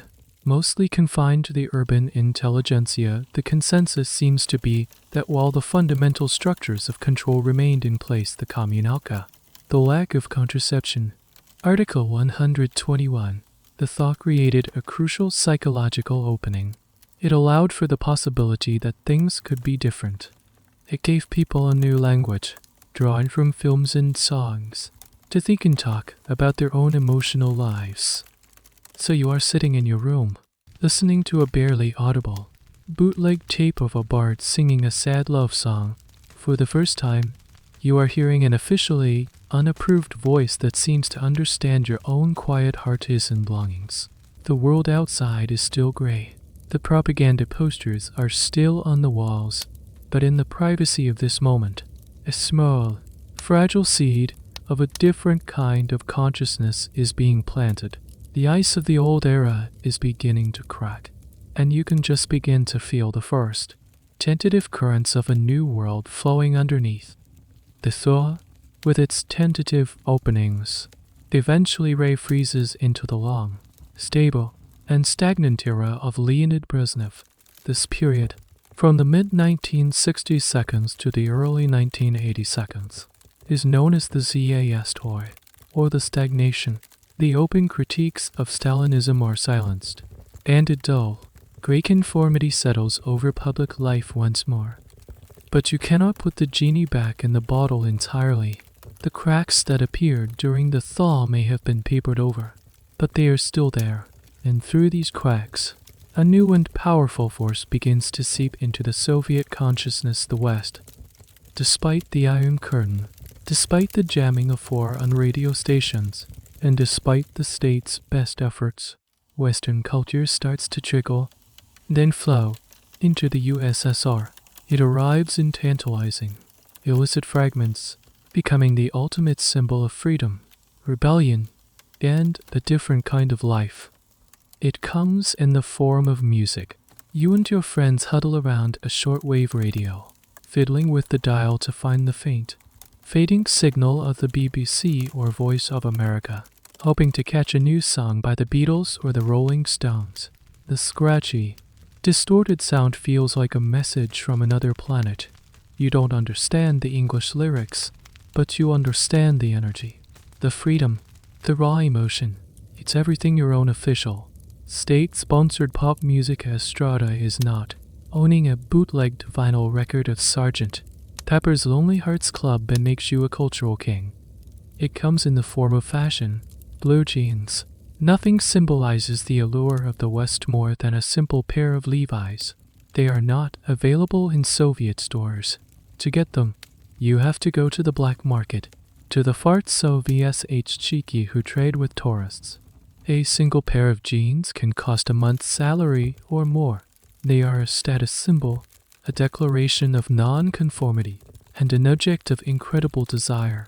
Wearing a pair of faded, worn-out jeans is a bigger political statement than giving a dissident speech. It's a rejection of the drab Soviet aesthetic and an embrace of Western individualism. It comes in the form of films. Official Soviet cinemas show a steady diet of war epics and socialist dramas, but at private, underground screenings, you might get to see a blurry, contraband copy of a Western film. You might see the sensuality of an Italian film by Fellini or the cool rebellion of a French New Wave film by Godard. These films show you a world where relationships are complex, messy, and passionate, where people talk about their feelings openly, where love is not just about building communism, it's a revelation. And here is a small, fascinating detail about this cultural infiltration, the audiovisual smuggling of magazines. It was almost impossible to smuggle in physical copies of Western magazines like Playboy, or even a fashion magazine like Vogue. The censors at the border would confiscate them, so a cottage industry emerged where people who traveled abroad would take photographs of every single page of a magazine. They would then bring the undeveloped rolls of film back to the USSR, where the images would be printed in secret darkrooms and the resulting magazine stacks of grainy, black and white photographs would be passed around among trusted friends. It was an incredibly laborious way to get a glimpse of a forbidden world.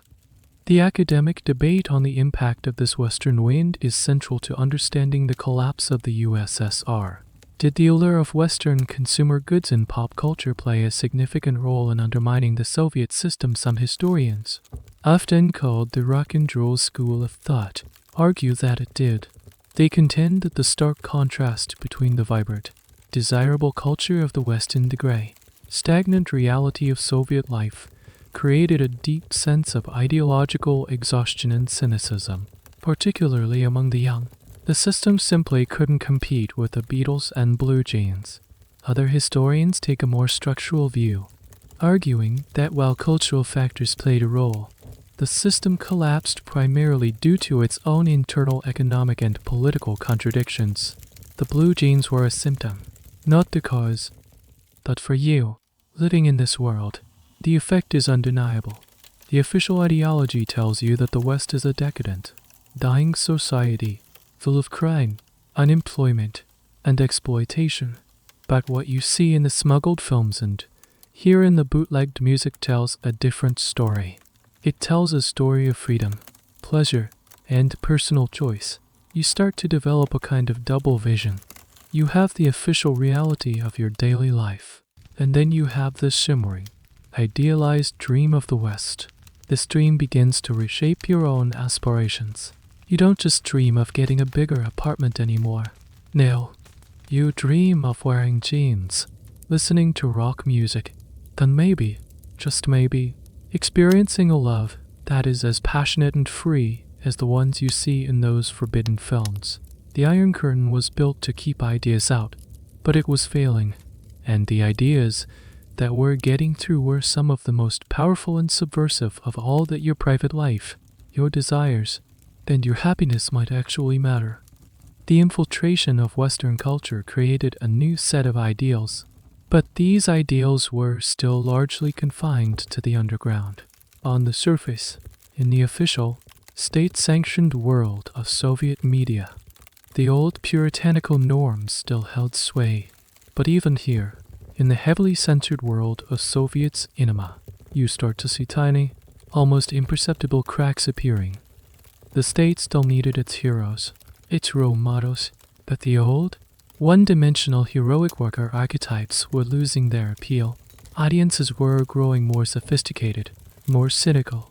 To keep people engaged, Soviet filmmakers had to create characters that were at least somewhat relatable, somewhat human, and in doing so, they accidentally, or perhaps intentionally, began to create the first Soviet sex symbols.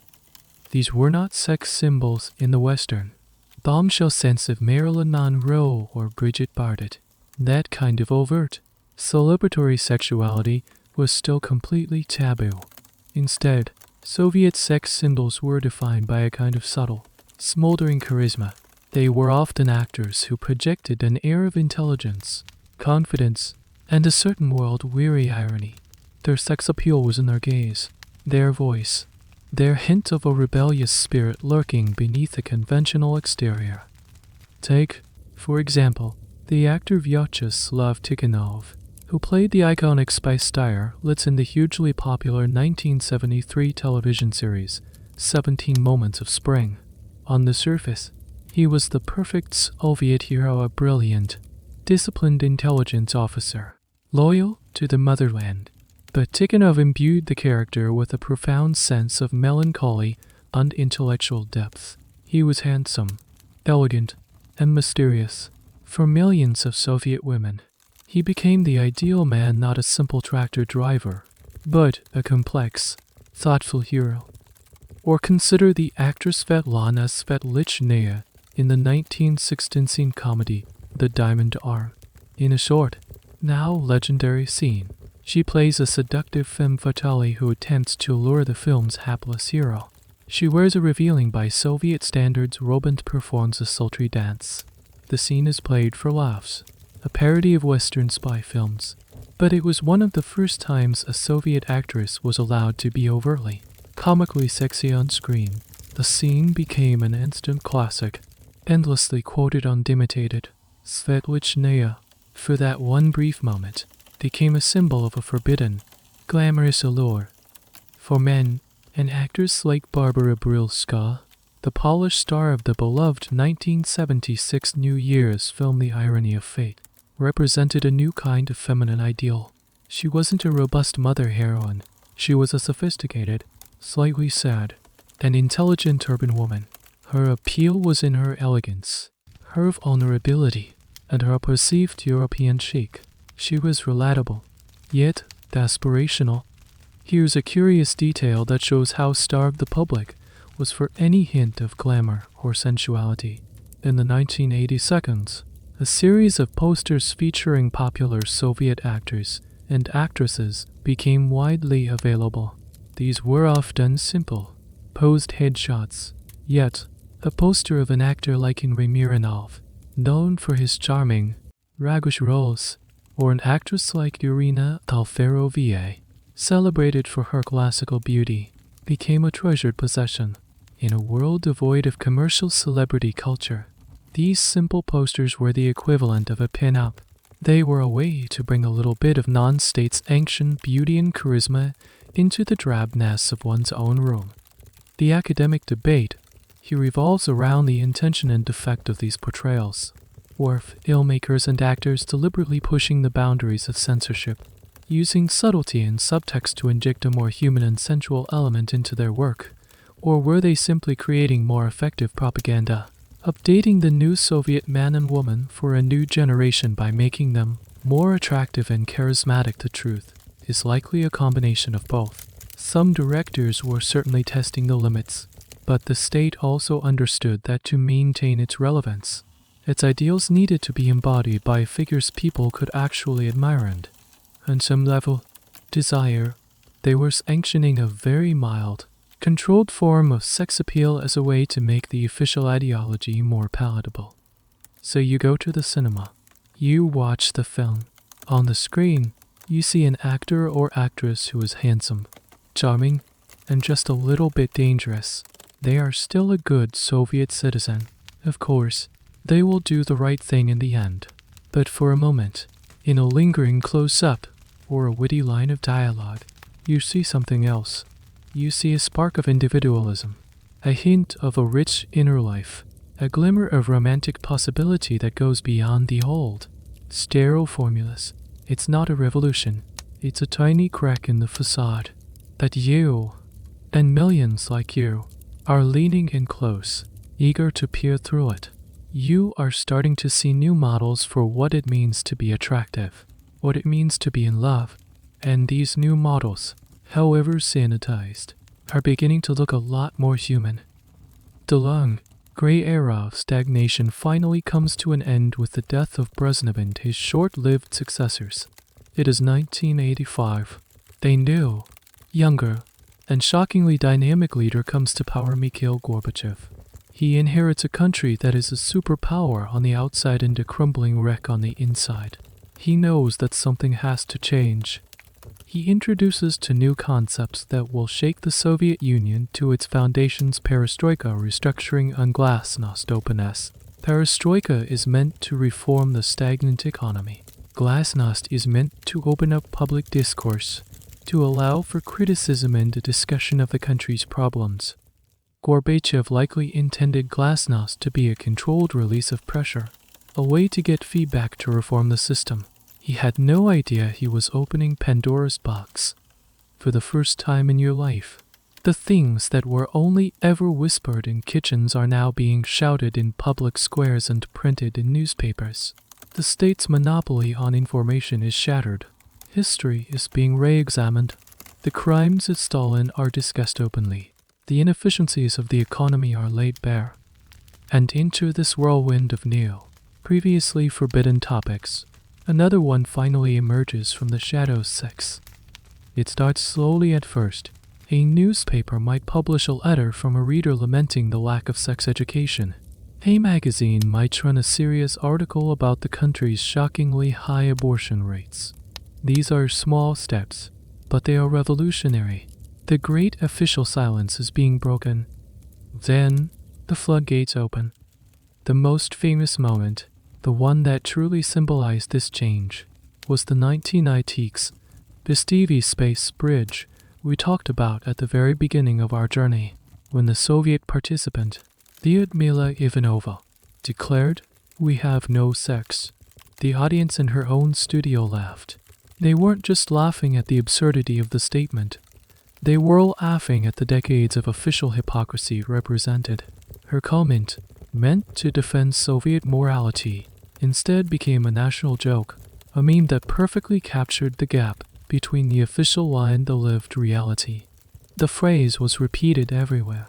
It was the epitaph for the old Puritanism. Soon, sex was everywhere. New. Independent newspapers and magazines sprang up, and many of them discovered that sex sells. Tabloid-style publications with sensationalist headlines about sex scandals and celebrity affairs became wildly popular. The first erotic newspapers appeared, sold on street corners, featuring grainy photographs that were aimed by Western standards but utterly shocking in the Soviet context. This was not a smooth, sophisticated sexual revolution like the one the West experienced in the 1960s. It was a chaotic, clumsy, and oft uncrewed explosion. Decades of repression had created a deep well of ignorance and curiosity. The new media rushed to fill this vacuum, often in the most sensationalist way possible. It was a society-wide, awkward puberty. A truly surreal and little-known example of this was the televised Kashmir shows. In the late 80s, a new kind of TV program emerged, ostensibly to advertise imported cashmere clothing. These segments, often aired late at night, would feature models awkwardly strolling around a studio, taking off and putting on various sweaters and coats. But the real draw was that under the cashmere, the models were sometimes topless or wearing lingerie. It was a bizarre, quasi-legitimate way of getting nudity onto state television, all under the guise of commerce. The academic world is still trying to make sense of this chaotic period. Was this a genuine liberation?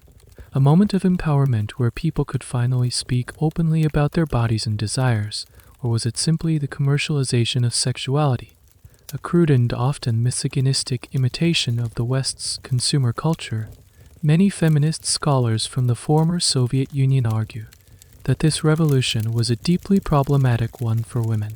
It happened without a corresponding feminist movement to frame the conversation. As a result, the new discourse was often dominated by a kind of locker room machismo, with women's bodies being the primary subject of a new, commercialized male gaze. The old ideology of the mother heroine was being replaced by the new image of the bikini model, and it was unclear if this was progress. For those in the LGBTQ community, Glasnost was a time of incredible hope and incredible danger. For the first time, small activist groups began to form. The first, tentative gay and lesbian publications appeared, produced on samizdat-style printing presses. But the new openness also brought old hatreds out into the open. The tabloid press often ran homophobic articles, and the new freedom of speech was also a freedom to express prejudice. Article 121 remained on the books, a constant threat. It was a time of fighting to be seen and heard, but also fearing the violent backlash that this new visibility could provoke. You are standing at a newspaper kiosk. A year ago, it sold only Pravda and Izvestia. Now, it's a chaotic jumble of 24 different publications, with lurid headlines you can't believe you're seeing in public. The world is changing at a dizzying speed. The old certainties, even the unpleasant ones, are gone. The new, confusing, and sometimes frightening world of openness is taking their place. The silence has been broken, and the sound that is rushed in to fill it is a chaotic, contradictory, and overwhelming roar. The Soviet Union is gone. In December 1991, the red flag with the hammer and sickle is lowered from the Kremlin for the last time. The empire you have journeyed through, with its rigid rules, its suffocating silences, and its grand, brutalized certainties, has ceased to exist. Your trip through time is over. But the story doesn't end there. History is not a building that can be demolished overnight. It's a ghost that lingers in the rooms, a stain that seeps deep into the floorboards. What is the legacy of these decades of repression and silence? What are the after effects of a society that officially had no sex and, more importantly, very little language for private emotion? You see it first in the institution of marriage, in the 1992 as the new, chaotic Russia emerges. The divorce rate skyrockets. For generations, marriage was a pragmatic contract, a strategic alliance against a hostile system. It was about getting the apartment, securing your place on the list, surviving. When the system that enforced that contract disappeared, millions of couples looked at each other across the kitchen table, then realized the practical glue holding them together had dissolved. The emotional foundation, which had never been properly built, was not strong enough to bear the weight. You see it in the way people talk, or rather, the way they don't. 70 years of being told that your private feelings are irrelevant, that stoicism is a virtue, and that silence is safety, leaves a deep scar. Our whole culture was raised with a low emotional literacy. You might live in a world with newly available erotic magazines, but you still don't know how to tell your partner that you're afraid, or how to resolve a conflict without shouting or lapsing into sullen silence. The tools for emotional intimacy weren't ever handed out. People learned to endure problems, not to solve them. They learned to carry their traumas, the war, the counts, the abortions, the daily humiliations quietly and alone. And for women, the legacy is particularly complex. The liberation of the post-Soviet era often felt like a new kind of trap. The old double burden of work and domestic labor was now supplemented by the new pressures of a ruthless market economy and a hypersexualized media landscape. The trauma of the abortion culture didn't just vanish with the fall of communism. It left a legacy of fear, a deep-seated distrust of the medical system, and a complicated relationship with their own bodies. A legacy passed from mothers to daughters. And what of the lives lived in the deepest shadows in 1993? Russia finally repealed the hated Article 121. Homosexuality was no longer a crime. It was a monumental, hard-won victory. But legal change does not erase cultural poison overnight. Decades of being branded as fascist perverts, spies, and anti-Soviet degenerates had taught society to hate and fear. The new freedom was fragile, and the old prejudices, no longer suppressed by the state, often roared back with a vengeance. Sociologists and historians are still debating the long-term impact of this emotional inheritance. To what extent are the persistent social problems of many post-Soviet nations, high rates of alcoholism, domestic violence, a general social malaise, a direct legacy of this inability to process and communicate private trauma? Is the man who drinks himself into a stupor instead of talking about his feelings a distant echo of the boy who was taught that silence was strength? It's a profound and disturbing question, an attempt to trace the ghost of the totalitarian state as it haunts the modern bedroom. You stand now in the rubble of the empire.